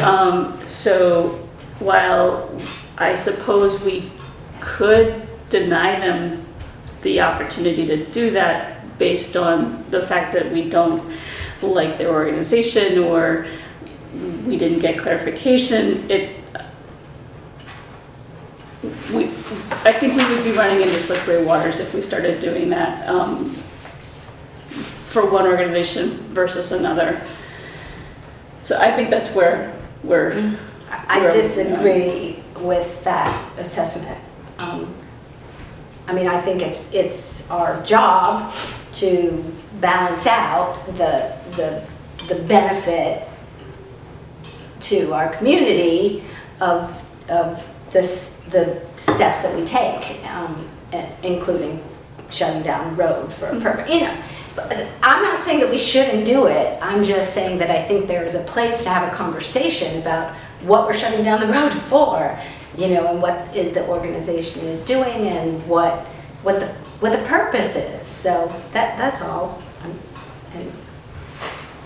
So are you requesting to table this until there's a person to speak on it? Or, like you said, they're going to provide some In 2 information in 2 weeks about the. I just don't understand enough about the organization to know what we're shutting the road down for. So I would like more information on that. That's me. So I would say I would vote not to shut down, not to give them that permission until we have the information that we asked for at the last meeting. They're not shutting down the road. They're No, I They're understand slowing- that. they're I'm slowing slowing down the traffic. traffic on the road. Yeah. I want more information. But that's me. Maybe other people are completely confident with the So information. I personally don't need to know what they're exactly going to use the money for. If they're using, if it's a It's an annual fundraiser. It's a pretty standard fundraiser Right. that not Yes. just this fire association does, but other fire associations do, and they're using it to fundraise. So while it would be nice to know what they're using the money for, I don't need to know that level of detail. I trust that they're going to use it in the way that their board, sees fit. Nate? How many times have they done this? Because it's annual, right? So It's they an did it last annual year. one, yes. Yeah. Have they done it in previous years before that, or is this relatively? Not in a long time, Yeah. I They did remember do they it. have done it. Yeah. years ago. It's been open. But that was more back, Before COVID, yeah. yeah, years before that. And probably before it was actually a municipal department, it was a volunteer. Yeah. So that does change, it is a separate organization, but Sure. We don't know how many other fundraisers they have either, so we don't know how much of an impact this would make if we said no. Which would be a question that we could ask, but what's the sense of the board? I personally rather get this off our table and have them come and explain, what the organization is and what they're going to be using the money for, and if we want to be a little bit more strict next year, let's, make sure that they come to a meeting and give us that information, but I don't really want to hold this up again. There's a lot of stuff going on our plate, and it just seems like a low-hanging fruit to me, especially since they could have it elsewhere. And They could have it on Route 5 if they wanted to. Right. More traffic. Right, and we don't have. And we have no We don't have authority. control over that Yeah. road, so if, that's my feeling. I'm not sure whose hand went up, but Heather hasn't spoken yet, so Heather? Thank you. I'm just curious about how to differentiate, or the need to differentiate between the association and the fire department while they're out collecting money for their organization. There may be a lot of questions to come up asking why a municipal department is asking for donations. Okay, thank you. Mr. Fairman? Madam Chair, it's interesting. I'm recalling having spoken similarly on previous occasions in other Vermont towns where I happen to live. This is rural Vermont, where when our lives or property are in danger, we rely on volunteers who have volunteered to receive extensive and demanding training to come and save our lives and save our property. And in fact, you said, our town manager said that Chief Goddard cannot be with us this evening because he was called out to, I happen to have read in the Reformer, a 2-alarm fire a residential fire on Broad Brook Road in Burnham. Now, this differentiates this organization from any other organization whose name has been mentioned or could have been mentioned. These are people who voluntarily put their lives in danger. Firefighters are regularly injured and killed on the job. For what? For our benefit. And I think we owe them our utmost respect, because they actually did not have to volunteer. They did it out of their feeling of responsibility to their community and their desire to help us when we are in the direst possible need. Because remember, not only are our Putney firefighters firefighters, they also are the first responders. They are there to help us long before rescue can make it up from Brattleboro.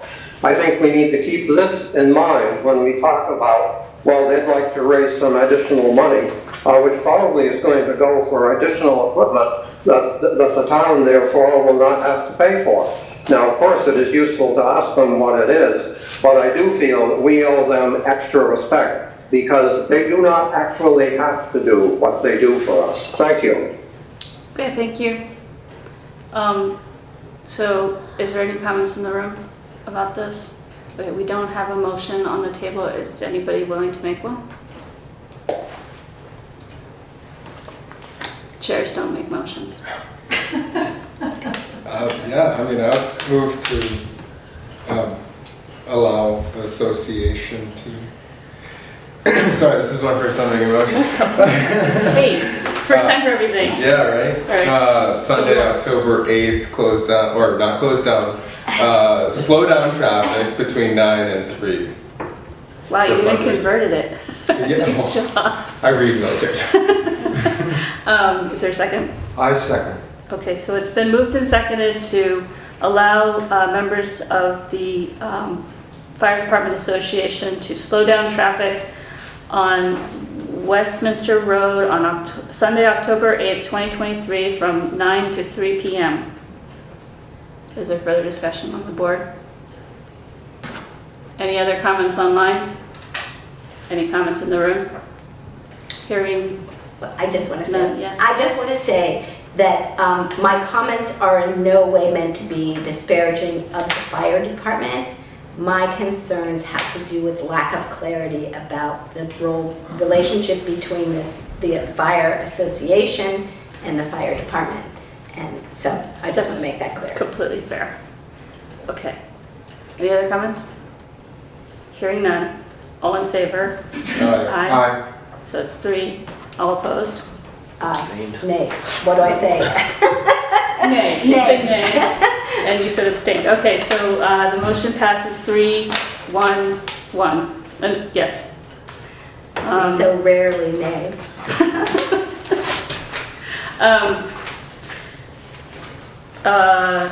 I mean, I suppose you could have said aye when I said nay. I knew what you meant.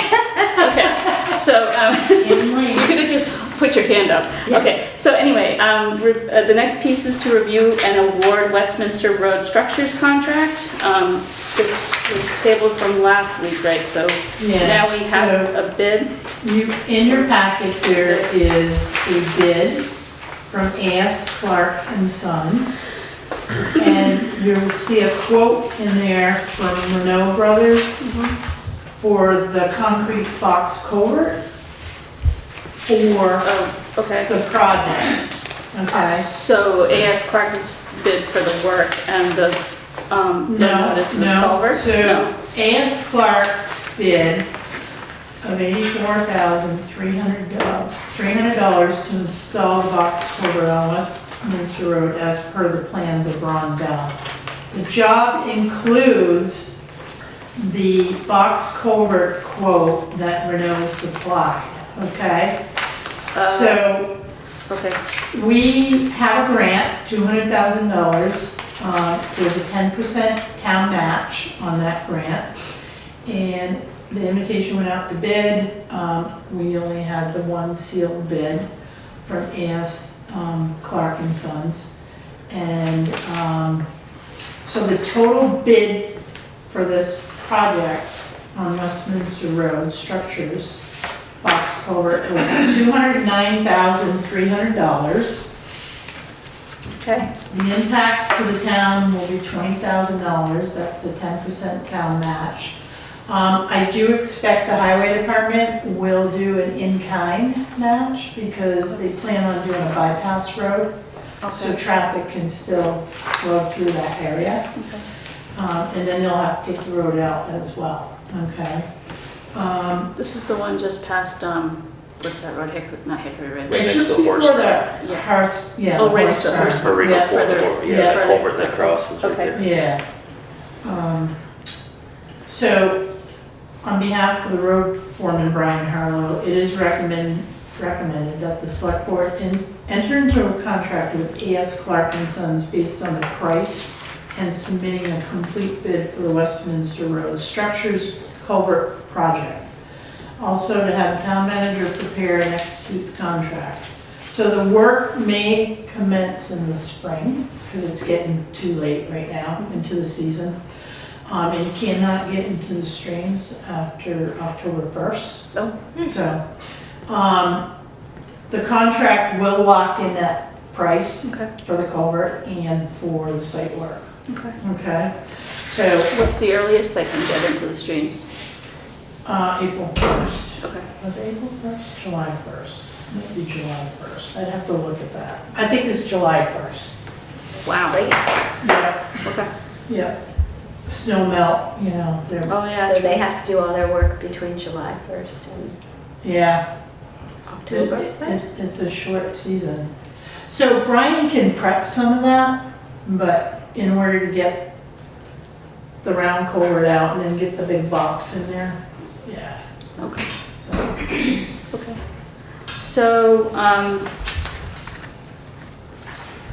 So, is there further discussion among the board? Is there any comment online? Any comment in the room? Does somebody want to make a motion? Make a motion to accept the S. Clark's bid for the Westminster Road project. And for 209,300. Yeah. And for Karen to be the signer. Okay, is there a second? Okay, so it's been moved and seconded to accept A.S. Clark's bid for a total of 209,300 and to authorize Karen to sign the contract. Is there further discussion among the board? Any comments online? Any comments in the room? Hearing none. All in favor? Aye. Any opposed? Any abstained? Okay. Thank you. Okay, so the next thing is the Select Board unfinished business, and that would be the appointment policy, and that's got your name on it, Peg. Okay, so we have here the policy that we asked Diversity, Equity, and Inclusion to review. They approve all the changes that we've made. So like X out these comments. All these comments were Comment approved. number 1 is history, comment number 2 is history. The only thing comment number 3, and so that Article 9C is what I think we need to discuss still. But we have to review the entire policy. But that's the part of the policy that I have any questions about at this point. So where do you want to start? Has everybody, we should have already read this several times over. Right. Can we just jump to that? Sure. The question, Article 9C has to do with using executive session. And it was confusing as it was stated.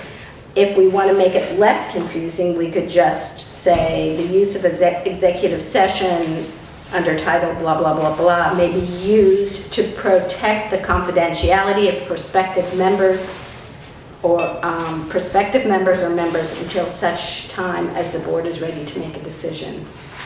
We could make that change to make it at least make more sense, or we could take that entire section out. What do you think we should do?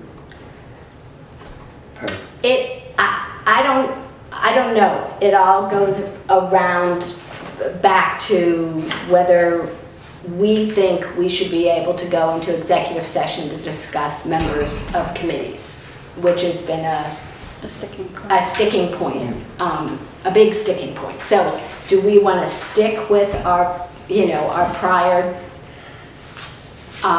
assumptions about going into executive session for in those cases, or do we want to avoid the problem and just take it out?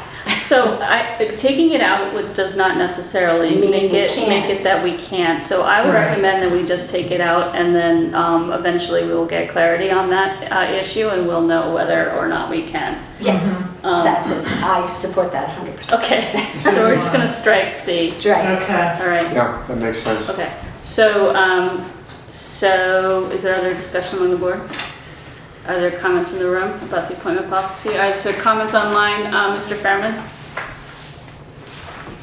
Thank you, Madam Chair. I commend your striking Article 9C because a while ago I pointed out that discussing committee appointments in executive sessions violates the Vermont open meeting law when our town attorney agreed with me in writing. Your appointment policy before you struck 9C stated otherwise, which would have violated the Vermont open meeting law. So I suggest, regarding your legitimate questions about this, that you consult our town attorney as to how you might proceed, because it actually is not that fraught. It is simply not. Now, I understand that perhaps committees should, volunteers for committees should be included, but that is not how the statute currently is written. That is something that we could ask Representative Michael Mrowicki and Senators Nader Hashem and, I'm sorry, I'm drawing a blank on her name, Harrison, to address in our legislature. But at the present time, we're in the situation that I raised it, our town attorney agreed with me, so you might want to revisit it with our town attorney. Thank you. Okay, and to clarify, what the town attorney actually agreed about was a very narrow circumstance which involved Rescue, Inc., which is not a town committee. So the actual question is whether town committees fall under that statute or not. The town attorney did not put a ruling on that. But that's neither here nor there because we're going to strike it. Is there further discussion on the board? Then can we hear a motion? I make a motion that we accept this committee, commission, board appointment policy. Second. Okay, it's been moved and seconded to accept the committee, commission, board appointment policy, striking Article 9C. Is there further discussion among the board? Any more comment online? Any comments in the, Mr. Fairman? Madam Chair, I'm just wondering, do you perhaps need to, you have a draft motion and you wish to strike it, strike clause 9C. Do you perhaps actually need to amend it and then adopt it? I'm not sure, but I'm simply raising the point. We have a motion on the floor to accept it with the strike. So I think that's sufficient. That's how we've done it in the past.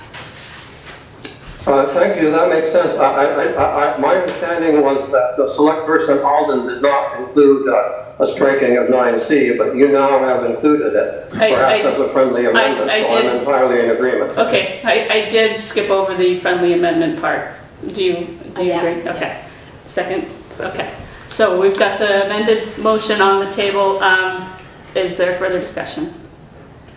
Okay, all in favor? Aye. Any opposed?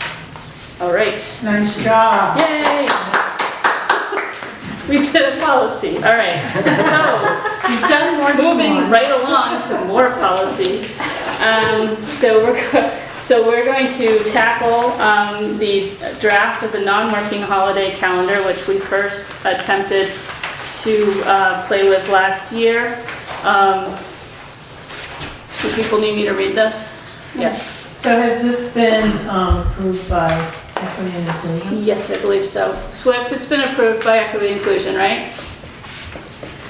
Yes. Okay. As long as there was a few edits, a few things that we suggested that I sent to you of, I can look back on notes, but I think I brought them up at the last select board meeting. Are they in the document, Swift? No, they were in our minutes. It was something to do I'll with go back and get them. It was something to do with clarifying meetings. It was the how of it, and there was also, and making sure that it's, I know what it is. Okay, so one is the how, like adding a little bit of specificity of how the canceling of meetings works and rescheduling.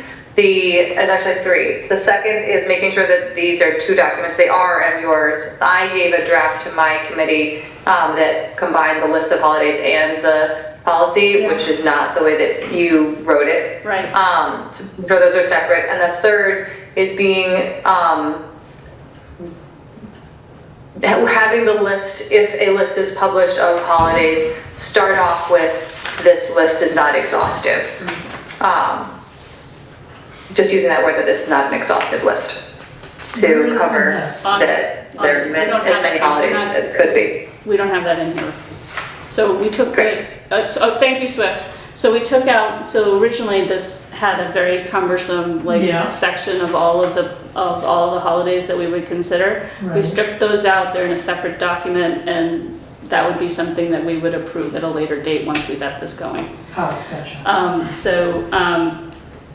So, as far as how to cancel and reschedule meetings, I feel like that's more covered in simple open meeting law procedures. It's you know, if you're going to cancel a meeting, you need to have 48 hours for a special meeting to warn it again. And so I don't know that I really want to reinvent the wheel in this policy on how to do that. I think most of our committees know how to cancel and reschedule meetings. They should. If they don't, then we need to have a refresher on open meeting law and how to warn meetings. Swift? I think it would just be helpful when if this is passed and to when it's presented to chairs, just recapping like the recommendation to either not to look at this at the beginning of the year and not schedule your meetings on these dates, or to cancel meeting and schedule a special meeting instead when it's presented to them. I think it doesn't have to be part of the policy, but there was a person that is a chair at one of the meetings was like, how would that work? And it confused them for a minute. So I think as long as it's presented when it's passed, that would be helpful for chairs. Thanks. Okay. Whose comments are these in here? Yeah, so this copy ended up with I think Jeanette's comments. Red. Well, ours are- they're gray, but They're italicized. They are my comments. yeah. So And I will speak when I can. okay. So does anybody want me to read this aloud? Yes. No.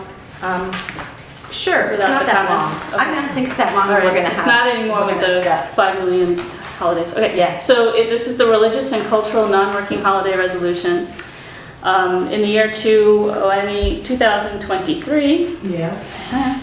resolved by the Select Board of the Town of Putney as follows, whereas Article 3 of the Constitution of the State of Vermont reads in part, nor can any person be justly deprived or abridged of any civil right as a citizen on account of religious sentiment or peculiar mode of religious worship, and that no authority can or ought to be vested in or assumed by any power whatever that shall in any case interfere with or in any manner control the rights of conscience in the free exercise of religious worship.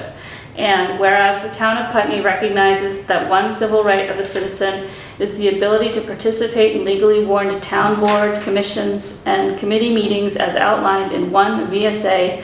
312 without jeopardizing their rights to religious worship as outlined in Article 3 of the Constitution of the State of Vermont. And whereas the Town of Putney pledged, as part of its Declaration of Inclusion resolution adopted on May 18, 2022, that Putney will work to uphold this statement in what we create, decisions we make, and in the policies of this town. And whereas in the same resolution, the Town of Putney further committed to ongoing growth as an equitable, inclusive, and welcoming community. And whereas the spirit, if not the letter, of Vermont open meeting law is to facilitate the engagement of all citizens of the Town of Putney, regardless of citizens' religious, ethnic, or cultural affiliation. And whereas the United States federal government, the state of Vermont, and the Town of Putney already recognize a singular religious holiday, that being the Christian holiday of Christmas, as a non-working paid holiday upon which no meetings are held.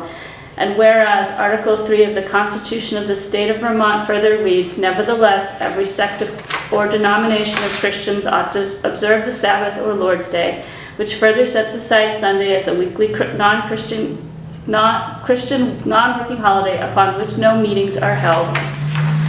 And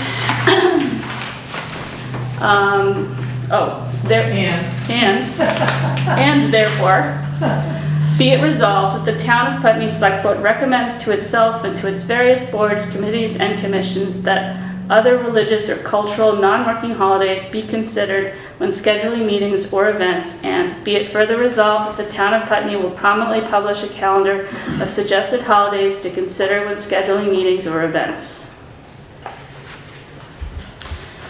Is there comments among the board?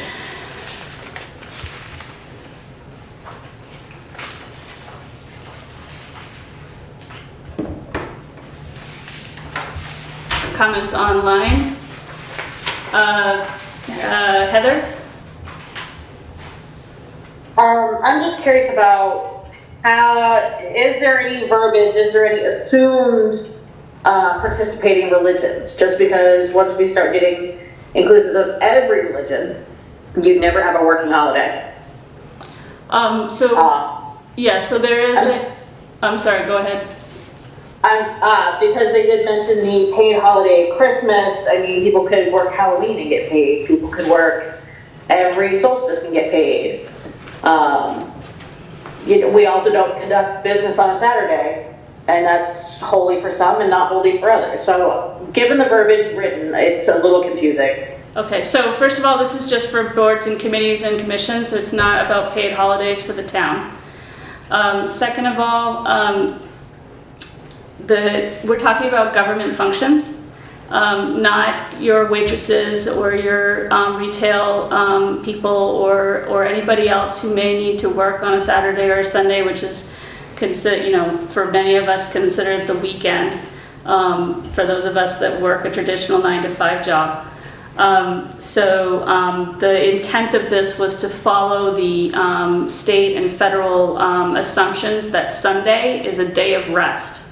The DMV isn't open, the library isn't open, the post office isn't open, the town hall isn't open. They do conduct business on Saturdays though.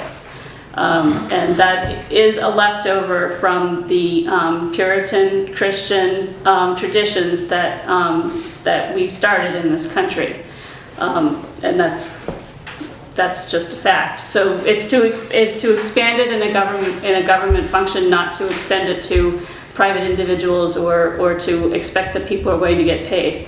And to your point that obviously there is endless cultural holidays. That's where the list comes in, and that it does become sticky. If we are, including some and excluding others. The Equity and Inclusion Committee did come up with a fairly broad list of holidays.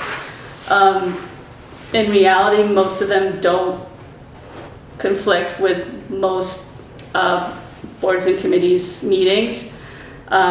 So I think in one case, there was one Jewish holiday that fell on a Wednesday soon. So, and it's also just a recommendation. It's not a hard, you must not meet on those days. This is just an attempt to recognize other people's needs without them having to come to us and say, hey, I can't meet on that day. That's the intent of this policy. Jeannette? Could I make some comments? Mm-hmm.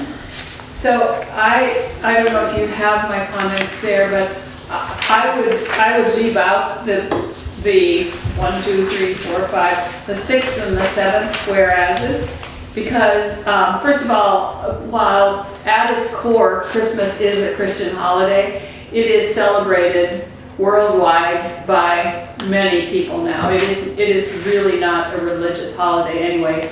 If you look at the number of creches compared to the number of Santa Clauses, you can find that it isn't really a religious holiday. And the Sunday one that says that the Christians ought to observe the Sabbath or the Lord's Day, that isn't always Sunday either, because Seventh-day Adventists, for example, and there are other smaller sects who celebrate the Sabbath on Saturday, not on Sunday. Mm-hmm. So for them, Sabbath is Saturday.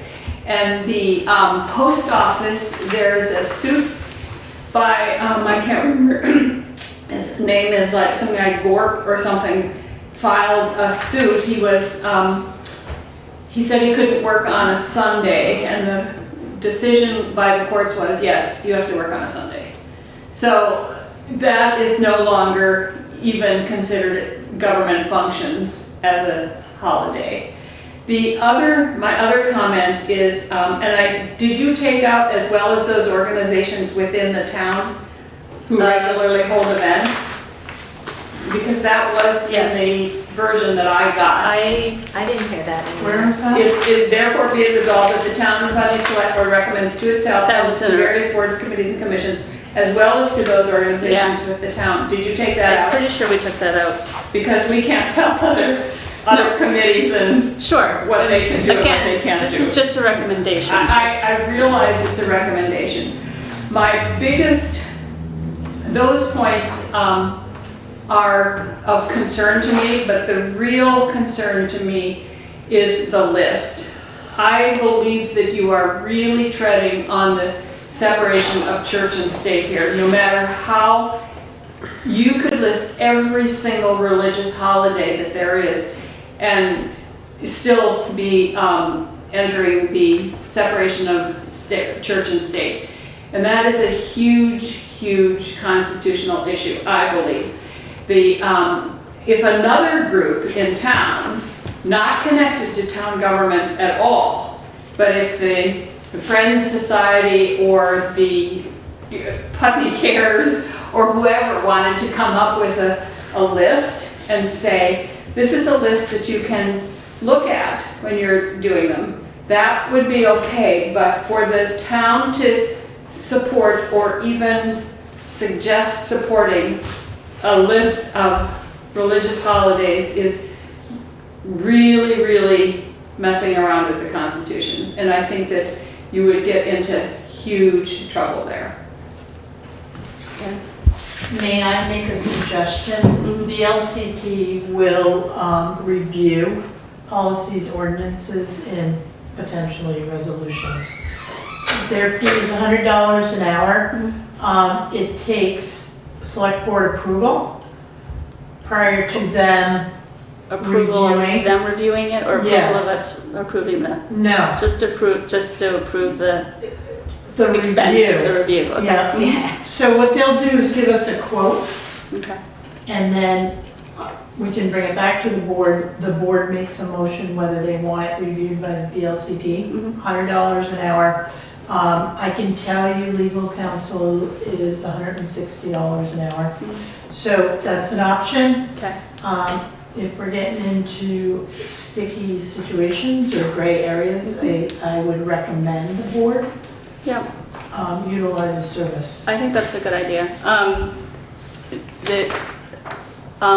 I just want to reiterate that the reason that those two whereases are in there is that Christmas, whether it's celebrated as a religious holiday or not, is a Christian tradition. Yeah. And all religions have traditions that people that don't necessarily practice that religion still use that tradition.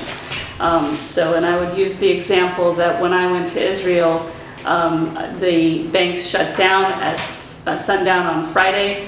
They were quiet all day on Saturday, and then everything opened up, including all of the government functions on Saturday night through Sunday. Totally different schedule than what we're used to here. And those weren't religious institutions, those were just banks. So the tradition does rule how we rule our lives. And all of those, so that's the point of those two. But I hear what you're saying. But it's also, although it reads very strongly, it's really just a recommendation. And I know that there are several select boards, including Brattleboro, that don't have a policy, but they do schedule their meetings around major Judeo-Christian holidays. So they avoid Jewish holidays if they can. So there's already a move afoot to do that, and this is just basically codifying it. Can I just add a comment? I have a couple other hands up. So Swift? I think Howard had his hand up before mine. Okay, but he's talked a lot and you haven't talked as much, so that's why I picked you. I just wanted to bring us, thank you. I just wanted to bring us to remembering why this was drafted. Oh, sorry, I want you to see me. Why this was drafted and proposed originally. I'm forgetting the timing, but about a year and a half ago, there was vandalism of swastikas done on the stop sign, and a person with a very strong point of view that was trying to get this in front of the select board immediately was pushing for that, and the next select board meeting where it was going to be discussed was on Rosh Hashanah. And you folks caught it and rescheduled the meeting, but that moment of trauma for the Jewish community here was affected by that. And if we can get ahead of ourselves and not have to have people advocate for themselves and ask for those moments and there were people in the Jewish community that didn't feel comfortable saying that they were Jewish and couldn't make that meeting because of their fears as being known that they're Jewish, even in this day and age in Vermont. So this piece of getting ahead of ourselves, getting structures in place where people can feel open and welcome. And I appreciate that it is an invitation and that it shares our values as a town of like, we see you, we want to create more spaces where people can show up and be seen. So I really appreciate this. I think you wrote it beautifully, Aileen.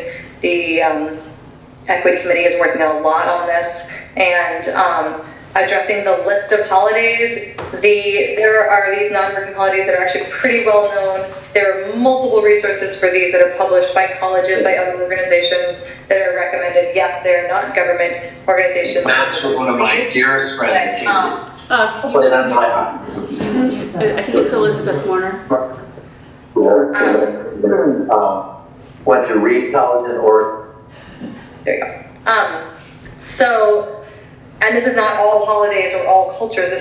They're specifically non-working holidays, which are pretty specific to religions, where there's ones that you work and ones that you don't, and there's a lot of resources out there for it. So, making this recommendation to boards and committees, I really commend the board moving forward with, if they make that choice. Okay, thank you. Mr. Fairman?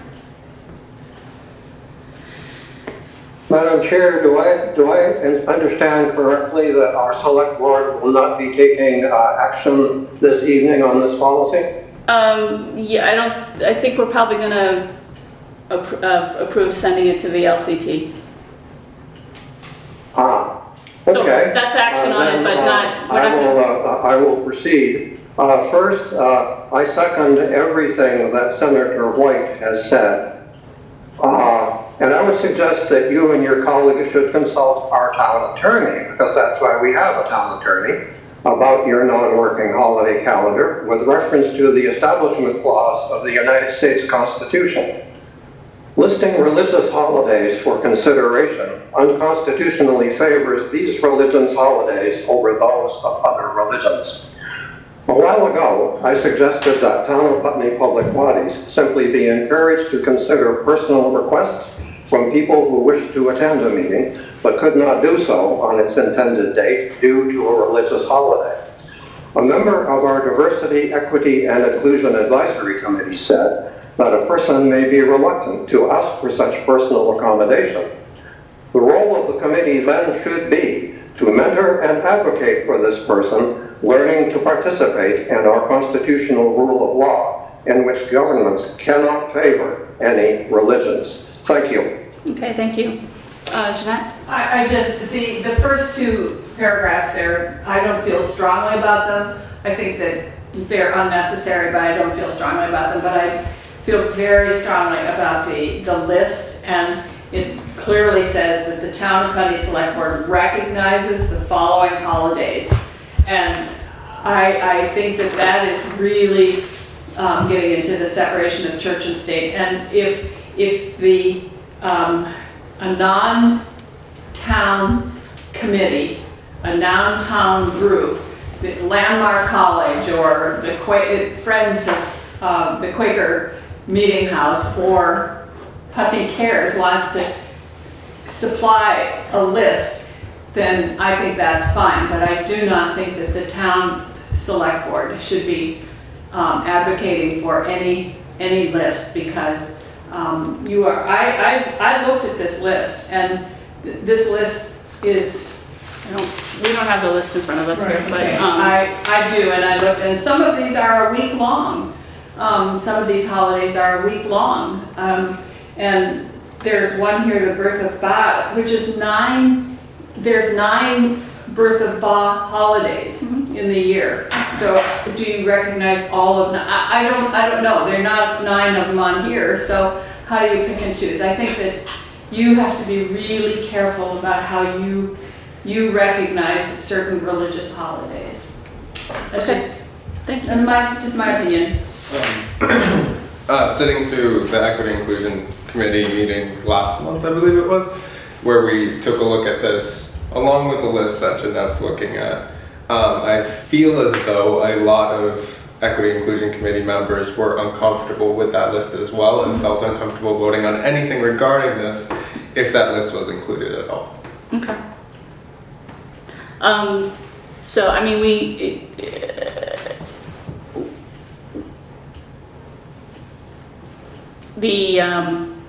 let's see.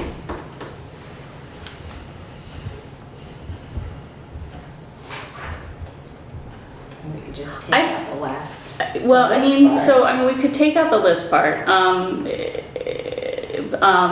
Then it's beholden on each individual committee to know what the holidays might be that are going to affect members or members of the community, which may be problematic. I guess I'd feel better sending the whole thing for review and see what they're saying, because, you know, if the whole thing is unconstitutional, then we shouldn't even move forward with it. But if there's a way to, you know, finesse this in such a way that we don't have another incident where members of the public, first of all, feel traumatized, and second of all, feel like we're not listening to them, because that was the real issue, was that what the board was debating internally what we were going to do. There was this big silent delay. Sorry. Whew. Okay. So that's like Swift said. That's where this got born out of. But I would feel comfortable just sending the whole thing to VLCT, and then and I would prefer to do send it to VLCT rather than our town attorney, because they know municipal law. And oh my gosh, it's been a long all the time. Thank you. So I have a request. Yeah, go ahead. So can I get a clean copy of this resolution with the list? Yes. Yeah, so so you got this from, I sent this to you. This is the one that I sent to you. Okay. I got that out of my email, so I'll send you the right one. Okay. Sorry. It's okay. I'm just out of the loop. At some point, we're going to have to invest in some kind of document management system, so to keep all of the versions together. Yeah. So I still have comments online, Swift? So I have a suggestion. I mean, there is a very comprehensive list. I've got to go back and get the source for it. It was a nonprofit organization that publishes this every year. We could just reference their list. It doesn't have to be written by the Equity Inclusion Committee or Putney at all. It could be like, please reference this list for a suggested reference. It could be, there's a policy and then there's, go to this organization for a reference list. I think Jeannette suggested something like that. That's a great idea. That we don't have to write our own list. It can be using these very comprehensive lists that are out there already. The other piece I wanted to speak to was Mr. Fairman's suggestion of that the Equity Committee role would be to encourage someone to step into our existing container of how you participate in our government. And I would really say that I think that's something that's really challenging if you are in a minority group, of stepping into this very structured, speak out loud, advocate for your needs structure. And I don't think that is always the role, like, oh, here, fit in this box that already exists. This box is really challenging, really complicated, and written by white men hundreds of years ago. And I think when we instigate changes like this and put things into the room like this, we're offering, how do we change this system that doesn't work for everybody? And even if it's little ways like this in the small town of Putney, it's opening and shifting and changing that box and making it less structured, less rigid, so we can all feel more comfortable in the space that is this country. So I just want to say that. Okay, thank you. Mr. Fairman? Madam Chair, I raised my hand because I wished to say, I wished yet again to congratulate our town of Putney Select Board for a superb public discussion of an important public issue. Recordings of these meetings are available on VCTV, and if I were teaching a course in local government, I would say you need to watch these videos because they are seminars in local government as it is actually practiced. So once again, my congratulations. Now, addressing a comment that the previous speaker made, I would simply address that speaker by saying, you cannot change our system of government unilaterally. It may be that our system of government needs to be changed. I do not necessarily gainsay what you have said, but you cannot do it by fiat of a Town of Putney Advisory Committee or a Municipal Select Board, pardon me, among other reasons, because you are governed by Dillon's rule. The legislature of the Vermont General Assembly has full authority over what you are allowed to do and what you are not allowed to do. And the Vermont Supreme Court has ruled that if there's any doubt, they must rule against the municipality. So, you know, that's simply how it is. Now, could we change our system of government? Sure we could. But we could not do it on the basis of someone sitting on some committee in the Town of Putney thinks we should change our government because that person feels it's a good idea. Thank you. Okay, thank you. So is the select board ready to put a motion on the table to send this to send this and the list as written, send the whole thing to VLCT, see what they say, see what kind of comments they give us, and we'll go from there. Yeah? So moved. Okay. Second. That was a very inelegant motion that I just made. So it's been moved and seconded to approve the approve VLCT review. Approve VLCT review of the cultural non-working holiday calendar, working resolution and calendar. Was there a second? No, we did that part. I'm sorry. Can I do a friendly Go ahead. amendment? Yes. And I want their opinion on linking to somebody else's source of holidays. So I don't know how, you know. I would hope that language would be in the resolution before we send it to VLCT. What sounds like, right now we're saying we're sending the resolution and the list as we have it. Well, I think we can just make a suggestion that they could just Yeah, ask them whether it would be better if we reference somebody else's list rather than write our own. That was a friendly amendment, so. Second, okay. So, it's getting late. It is. Okay. We're going on 3 hours. Oh boy. It's not over yet. Nope. So, is there other discussion among the board? Hearing none, all in favor? Aye. Any opposed? Okay, off it goes. All right. So just to continue the contentious policies that we may want to adopt, we have the Town of Putney flag policy, which the Equity and Inclusion Advisory Committee drafted. Nate, do you want to Yeah. take it from here? Yeah, we met an extra time this month to basically draft it, go over it, and make our own amendments and then send it here. We actually thought we'd be looking at it in 2 weeks, not immediately, but do you want me to read it or do you want to do like a silent read? What do people want? Have folks read it already? You got it I've read it. yesterday. Yeah, right. Yeah? Yeah, so mostly red. I think it's Yeah. mostly red, unless you want to read it. No, I'm not. Okay. I'm drawn to. So I think the major thing here is that there are 2 options that are on here, right? Yeah. Okay. You want to maybe just briefly explain what those are? Yeah, sorry, I haven't seen this version of it with all the edits. So basically, option 1 is the no specialty flags option. So the flags that would be flown would be the United States flag, the Vermont flag, following, protocol as set forth in the flag code.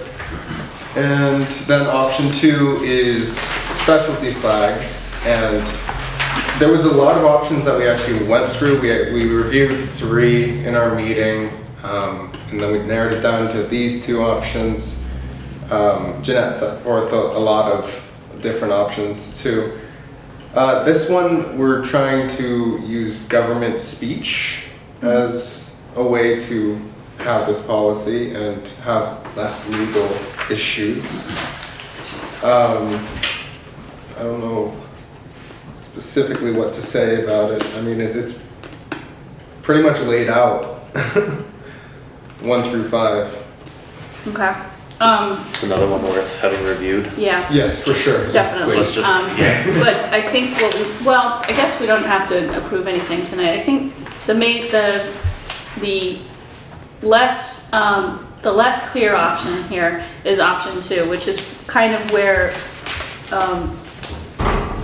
basically we may fly other flags other than the United States flag and the state of Vermont flag, right?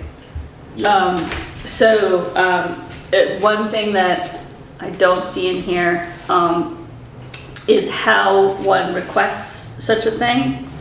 And my personal feeling is that it should be limited to either a select board member or a committee recommending it. Yeah, so we didn't write that in, but that's kind of what we're trying to go about with the government speech part of it. It's not just people come forward and petition us to raise the flag. Yeah. It's as the town, we're saying we're going to raise that flag. Okay. Karen? I have a couple comments. So 4B2. Oh, on the first page? Yes, on the first page. 4B2. In addition to any federal or state protocols or directions, the town manager for designee, I would like to have that changed to select board. And the same for B3, says the town manager shall state the reason or name of the individual in whose honor the flag or flags have been lowered to have staff. That if this is a select board policy, it should be up to the select board. You don't want anything to do with it. Not the town manager, even though I'm in charge of public buildings statutorily. My other question is 4C, specifically calling out the flags that are put on every other telephone pole on Route 5. For what reason do they only want them flown for 30 days? Yeah. And if it's 30 days, is it Memorial Day? Is it July 4th? Is it Veterans Day? Putting up that many flags for 30 days and then having to take them back down is a lot of work for the highway department, and I wouldn't do it. Okay. Do you want to answer that question? I can speak to a little bit of that. 5 with the specialty flags or United States flag being flown on telephone poles between, what is it, the co-op and... Yeah, the fire station to Basketville. Thank you. Yeah. I had questions about that in our last meeting too, but I think the reason that we wanted it specifically put in here with even a date in mind was because we have been approached by multiple people, a handful of people, about how uncomfortable they are with the fact that they have been flown with no end date in mind. So we can put an end date, September 11th could be a good end date, and I'm kind of appalled that the United States didn't lower the flag for September 11th, not even the governor. But there might be a reason for that, I don't know. But it is hard to get them up, and to take them down in a short period of time would not be worth the effort. Okay. And, there was talk too about having American flags possibly headed up Kimball Hill because of the village, but we did just spend $1,200 on flags, so another reason why we may want to reconsider those particular flags. Okay. Oh my gosh, lots of people. Jeannette? I hate to belabor this, but could I make some comments on this? I've spent a lot of time on flag policies, as Nate well knows, and both in the legislature and in. So on the first option, I have a couple comments. First of all, I think it needs to say governing the display of flags on town-owned flagpoles. That's what you're talking about, is the town-owned flagpoles. And so it says under application, it says the policy applies to buildings owned or controlled. You're really talking about flagpoles, you're not talking about buildings. I would be picky, but I think this is really, really important, and I think that, and it says it applies to all individuals who volunteer with the town of Putney. What on earth does that mean? I'm sorry, where Our application on the first page. Yeah. Application, it says, the policy applies to buildings owned or controlled by the town. Gotcha. But really what you're talking about is flagpoles here. You're not talking about buildings. Right. And it says it applies to all individuals employed by or who volunteer with the town of Putney. Does that mean that if I'm a volunteer with the town of Putney, I can't put a flagpole up? I mean, I can't put a flag up on my property? It's just talking about flagpoles. So the next comment is the A4A contradicts completely 4B. The only people, according to the flag code, that can declare a flag flown at half-staff are the president, the governor, or the mayor of DC. Why that is true, I don't know. Right. But you either have to follow the flag code, which you say up here that you're going to, the flag code and protocol.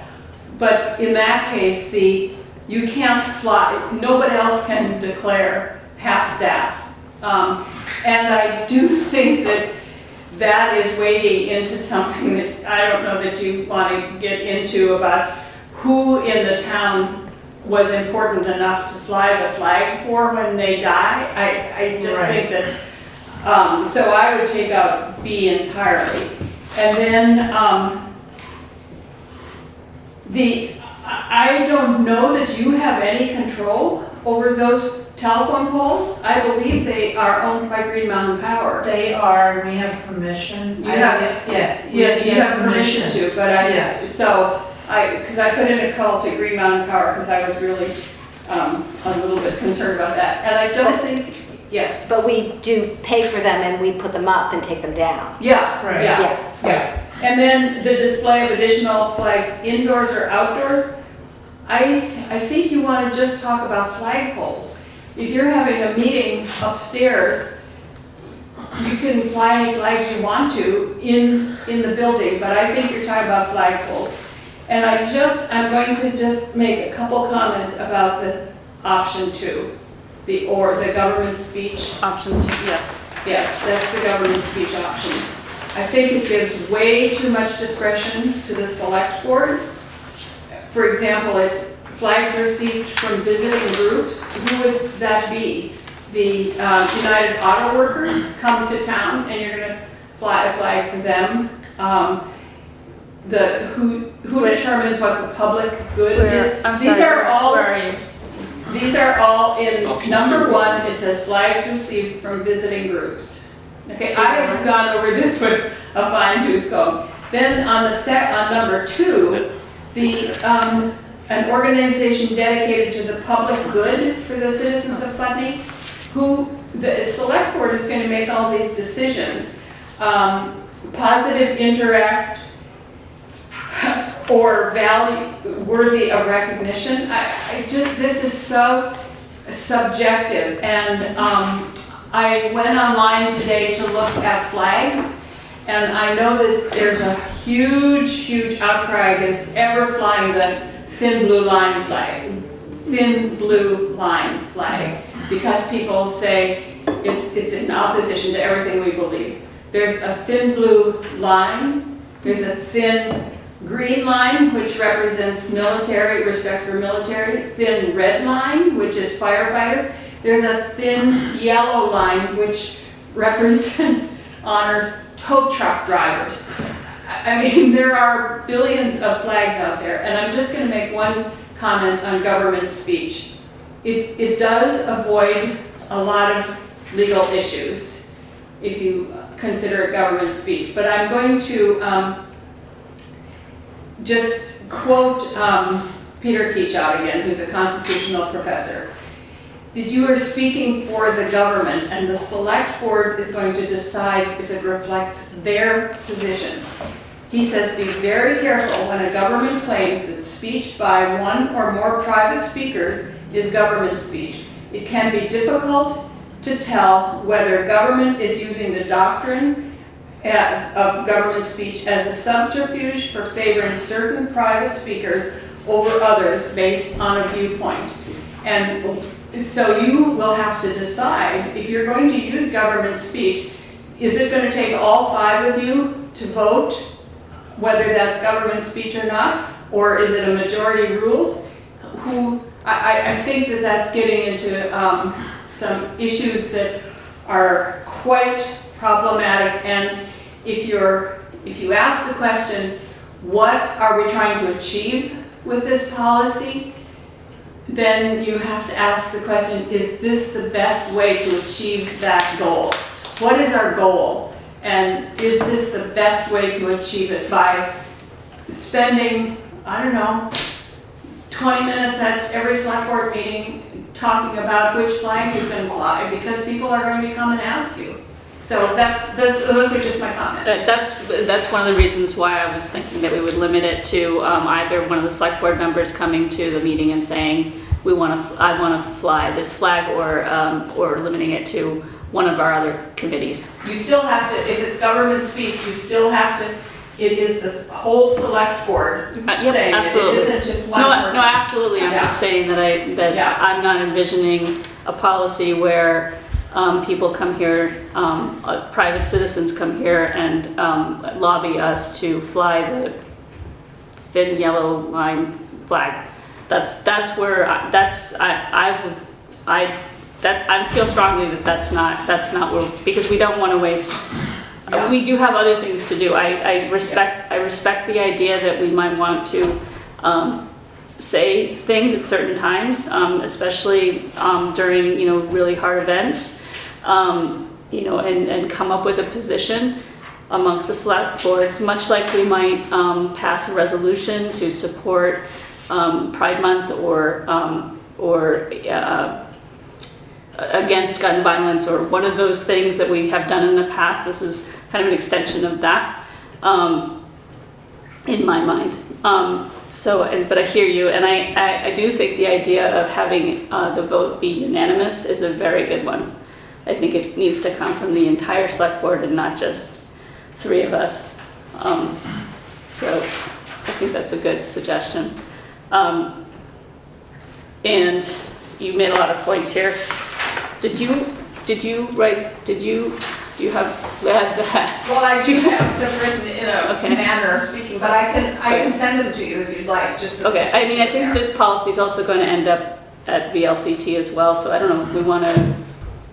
I think you should clean it up. Yeah, we have to clean it up. Okay. I think it needs to be cleaned up quite a bit. Go ahead. Okay, and I don't know who's gonna clean it up. I've already sent it back to the committee. But I would disagree with Jeannette about limiting to the flagpole language. I actually I wanted to go broader and say applies to all buildings and property owned or controlled by the town of Putney, so that, I don't think we should have flags, on our fire truck, specialty flags on our fire trucks, on our road trucks, those kind of things. So, I mean, those are property and they're part of the town, and so I think it should extend to that, to town buildings and property. Okay. We have more comments online, Mr. Fairman. Thank you, Madam Chair. Once again, I commend Senator White for her extensive research and insight into this question. You and your colleagues should consult our town attorney, or VLCT, about your flag policy with reference to the highest authority in the United States of America. The Supreme Court of the United States in Shurtleff versus City of Boston decided in 2022. The question was, if you allow a flag to be displayed on town of Putney property, other than those of governments having jurisdiction, must you allow all such flags to be displayed? Now, I can't give you legal advice, but I have studied Shurtleff and I know the answer, and you, perhaps via our town attorney, also need to know the answer because it actually answers every question that you have raised. Thank you. Thank you. Yeah, I have read that decision, and that is one of the reasons why we are writing a policy, because one of the reasons that Boston got into trouble was that they had one, they didn't have one, and also that they allowed private individuals and anyone and sundry to fly a flag with little or no apparent government oversight until one day somebody came and wanted to fly a flag and they said no. So that's exactly why we're going through this. But yes, we will be having the review of the policy before we attempt to go live. Swift. Thank you. I just wanted to share a few comments. So I just wanted to share here that 4 out of 7 of the equity committee members were at our last meeting, and it was unanimous in suggesting option 2 to the town, looking through that lens of the charge of the equity committee. So I wanted to share that with you. And then also in our research that we did in looking at other flag policies from as far away as Fresno to Montpelier to Hartford, and there was a small town that Eleni found in Connecticut, there have not been moments where towns are getting sued over this. And there have been some moments where towns are getting sued over putting up a monument or something like that, and government speech has been cited, and those towns have won those cases. So we're not finding that this is going to court, and all these towns that are coming up with these flag policies and doing this are getting in trouble for it. The other thing I wanted to share, Karen, I appreciate you advocating your boundaries and just the curiosity of if there was some urgency on someone passing locally and we wanted to fly the flag, have staff on having a select board meeting in order to, emergency select board meeting to do that, it would just be another hurdle, which is why I put that in there. Not attached to keeping it in there. Let's keep things off Karen's plate, and just explaining why I put that in there. And the draft that I was working on, I think it was Montpelier's, I don't think it's their mayor. I guess it was someone similar to your role. That's how they had it written. And I defer to you, Karen. And then the other piece around the telephone poles.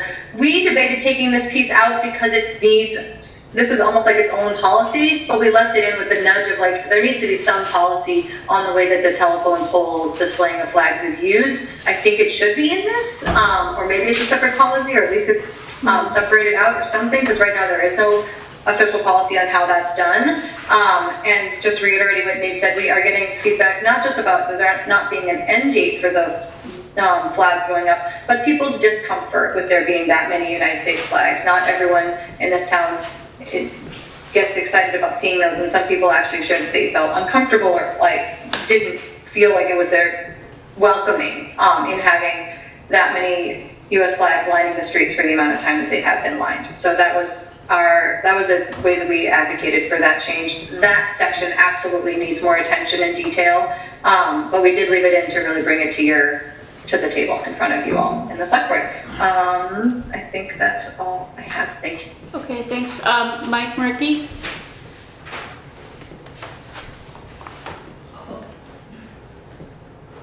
Thanks, can you hear me? Yep. You're outside in the daylight. He flew to Seattle and since... The sun is still shining on Putney Mountain. Thanks for this discussion, and what I'd like to add is support for this policy. This is a change, and change is uncomfortable. I also feel like change does not happen unless things are uncomfortable, and change doesn't happen unless we push our comfort levels. And when it comes to Supreme Court decisions, I would say I have yet in my life to see a Supreme Court that needs to be challenged more than the US Supreme Court we have sitting right now. They are out of touch with the populace of the United States and trying to put us back 200 years. Now, as an example, I've been very active in passing gun safety legislation over the last 15 years. I plan to do so again this year. Even though the United States Supreme Court has ruled on some gun safety issues, that's not going to stop me from putting forward legislation again, because we have a country right now that is out of control with gun violence. I think we are seeing more... Point of order, Madam Chair, irrelevant to the discussion on the floor. I actually believe that it is relevant. Thank you. And I hope that we're not going to be timid and think we can't challenge the status quo or change will never happen. In this particular instance, I think we're talking about the pride flag, the BLM flag.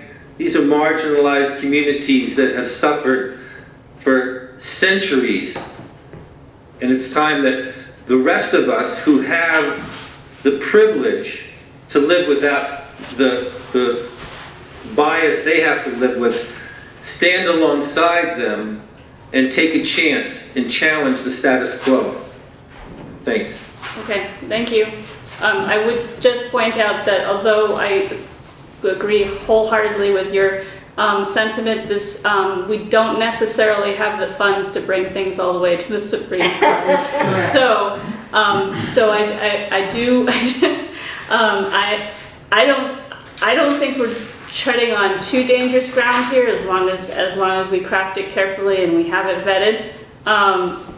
I've said this before, people can always put in lawsuits for whatever they want. It doesn't necessarily mean it's going to go somewhere. It does mean that we have to spend taxpayer money on lawyers' fees. But I agree that we shouldn't just sit on the status quo when there are real issues that are facing this town and the state in this climate that we've got going on right here. And I agree wholeheartedly that we, as much as we can, as a select board, in a Dillon's rule state, put forward things that may change the system a little bit. Mr. Furman?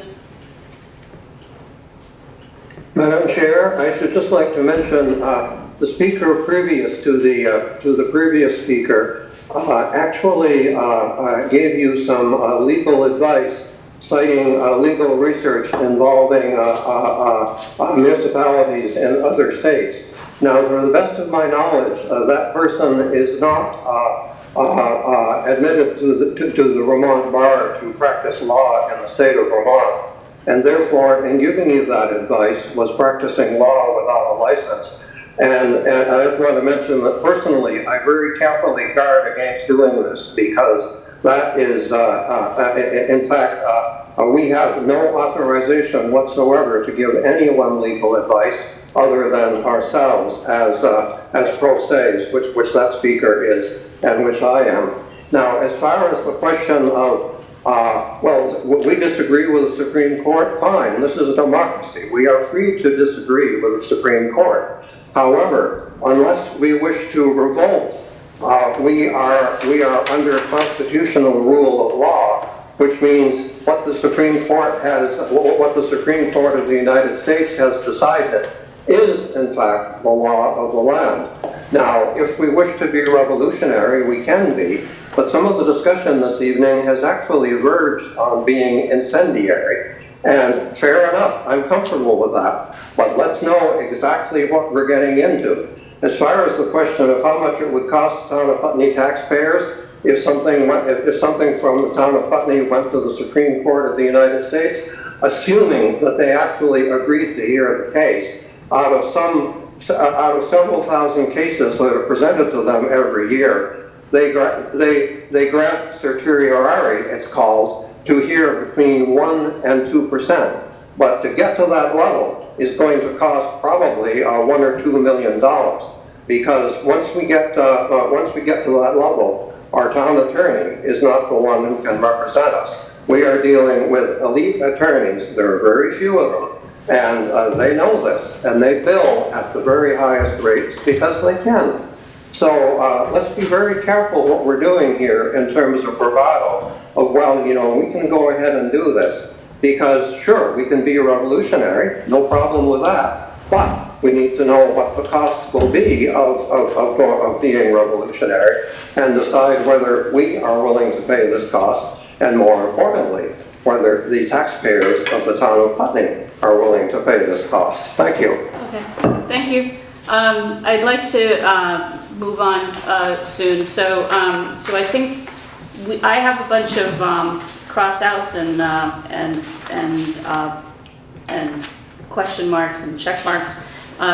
If I quickly go through what I have, and then I can maybe get together with Nate to clean this up in some way and present it again to us in 2 weeks or maybe 4 weeks. I'm not sure what we've got going. It seems like next week. October 4th, we're doing the community services. Right, so that's going to be another, so that's going to be another big discussion. So let's, so anyway, let me just quickly go through this, and then I want to move on, if that's okay. So I have this policy, Peg's suggestion was that it be buildings and property owned by the town, right, in application. Right? Yeah.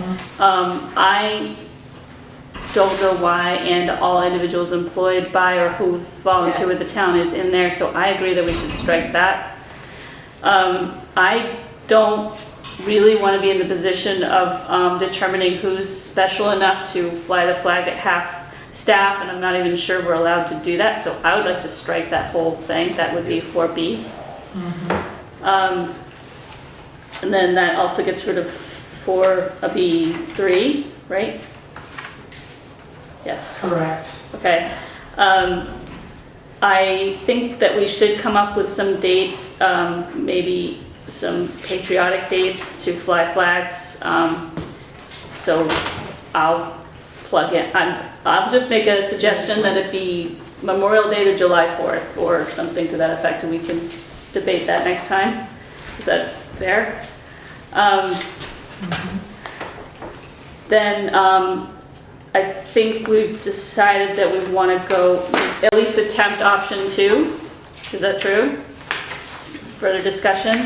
I would like to make it so that the select board has to be unanimous in order to fly a flag. I personally want to limit it to committees or select board members, not the individual public members petitioning us. So somewhere in here, do people feel? Well, we're all going to talk about this. We're going to talk about it, so I'll just put that in there and we can take it. Put it in and we'll talk about it. And then I have, I don't know why I have that unanimous consent meeting. I think that's just from the unanimous piece. And that is all I have. Does anybody else have any changes that they Start with scribbled on? Okay. All right. So, I just want to say thank you to the Diversity, Equity, and Inclusion Committee, because I know you all and other people who have been joining your committee. I know it's been a lot of work for you, and I appreciate all the work that you all are putting into this. So I just want to say that. yeah, thank you. Swift, you have your hand up. Do you have anything, closing remarks? Yeah, I just wanted to say thank you. I also really, this is very much modeled after Barry and Montpelier. The Barry's policy that is no longer used in Montpelier's, which is active. So really thank you to those that were in the equity committees that did that. They've done a huge lift for us. And just the nudge on 4C, on getting more language there or taking that out, or how we want to work with that piece as you're moving forward in editing. Which one? Oh, yeah. So I'm plugging in some dates, and we'll talk about that at the next. Oh, right, meeting. sorry, I heard you say that, Yeah. I'm sorry. And just for you to know, there was one person that was concerned because I thought it was Memorial Day to July 4th, and they're like, oh, it's just 2 months, okay. So that kind of backed them up, that one person as an example. Okay. That they were, but just having a clarity, having a policy, thanks, sorry. Yeah, it was great, thanks. Thank everyone. you. I appreciate your consideration. Thanks for hanging in there until now. All right. Yeah. So moving on to select board reports, we have the community service policy. Oh, that's me. So October 4th, can we make that a priority? Yes, let's do that. So Because we're gonna look at budget and we need to have it in we need to place. have it. I've been struggling a little bit with the changes that I was supposed to be making. I've stared at it several times and I just haven't really been able to make. You want help? Yes. Okay, I'll help you. Okay. They just, for some reason, it just didn't, I wasn't able to add them in to the flow. And so, if you don't mind Sure. helping with I'd be that. happy to try. Okay. I don't mind, like, commenting also. Okay, that'd be, I'll take a look at it this weekend. Great. Yeah. Okay, great. So that's all I have. Does anybody else have any select board reports that didn't make it here? I'll just make a note that most of our stuff has made it onto the agenda. So that's awesome. All right. So do we still need executive session? It's up to you. It's almost 9. Yeah.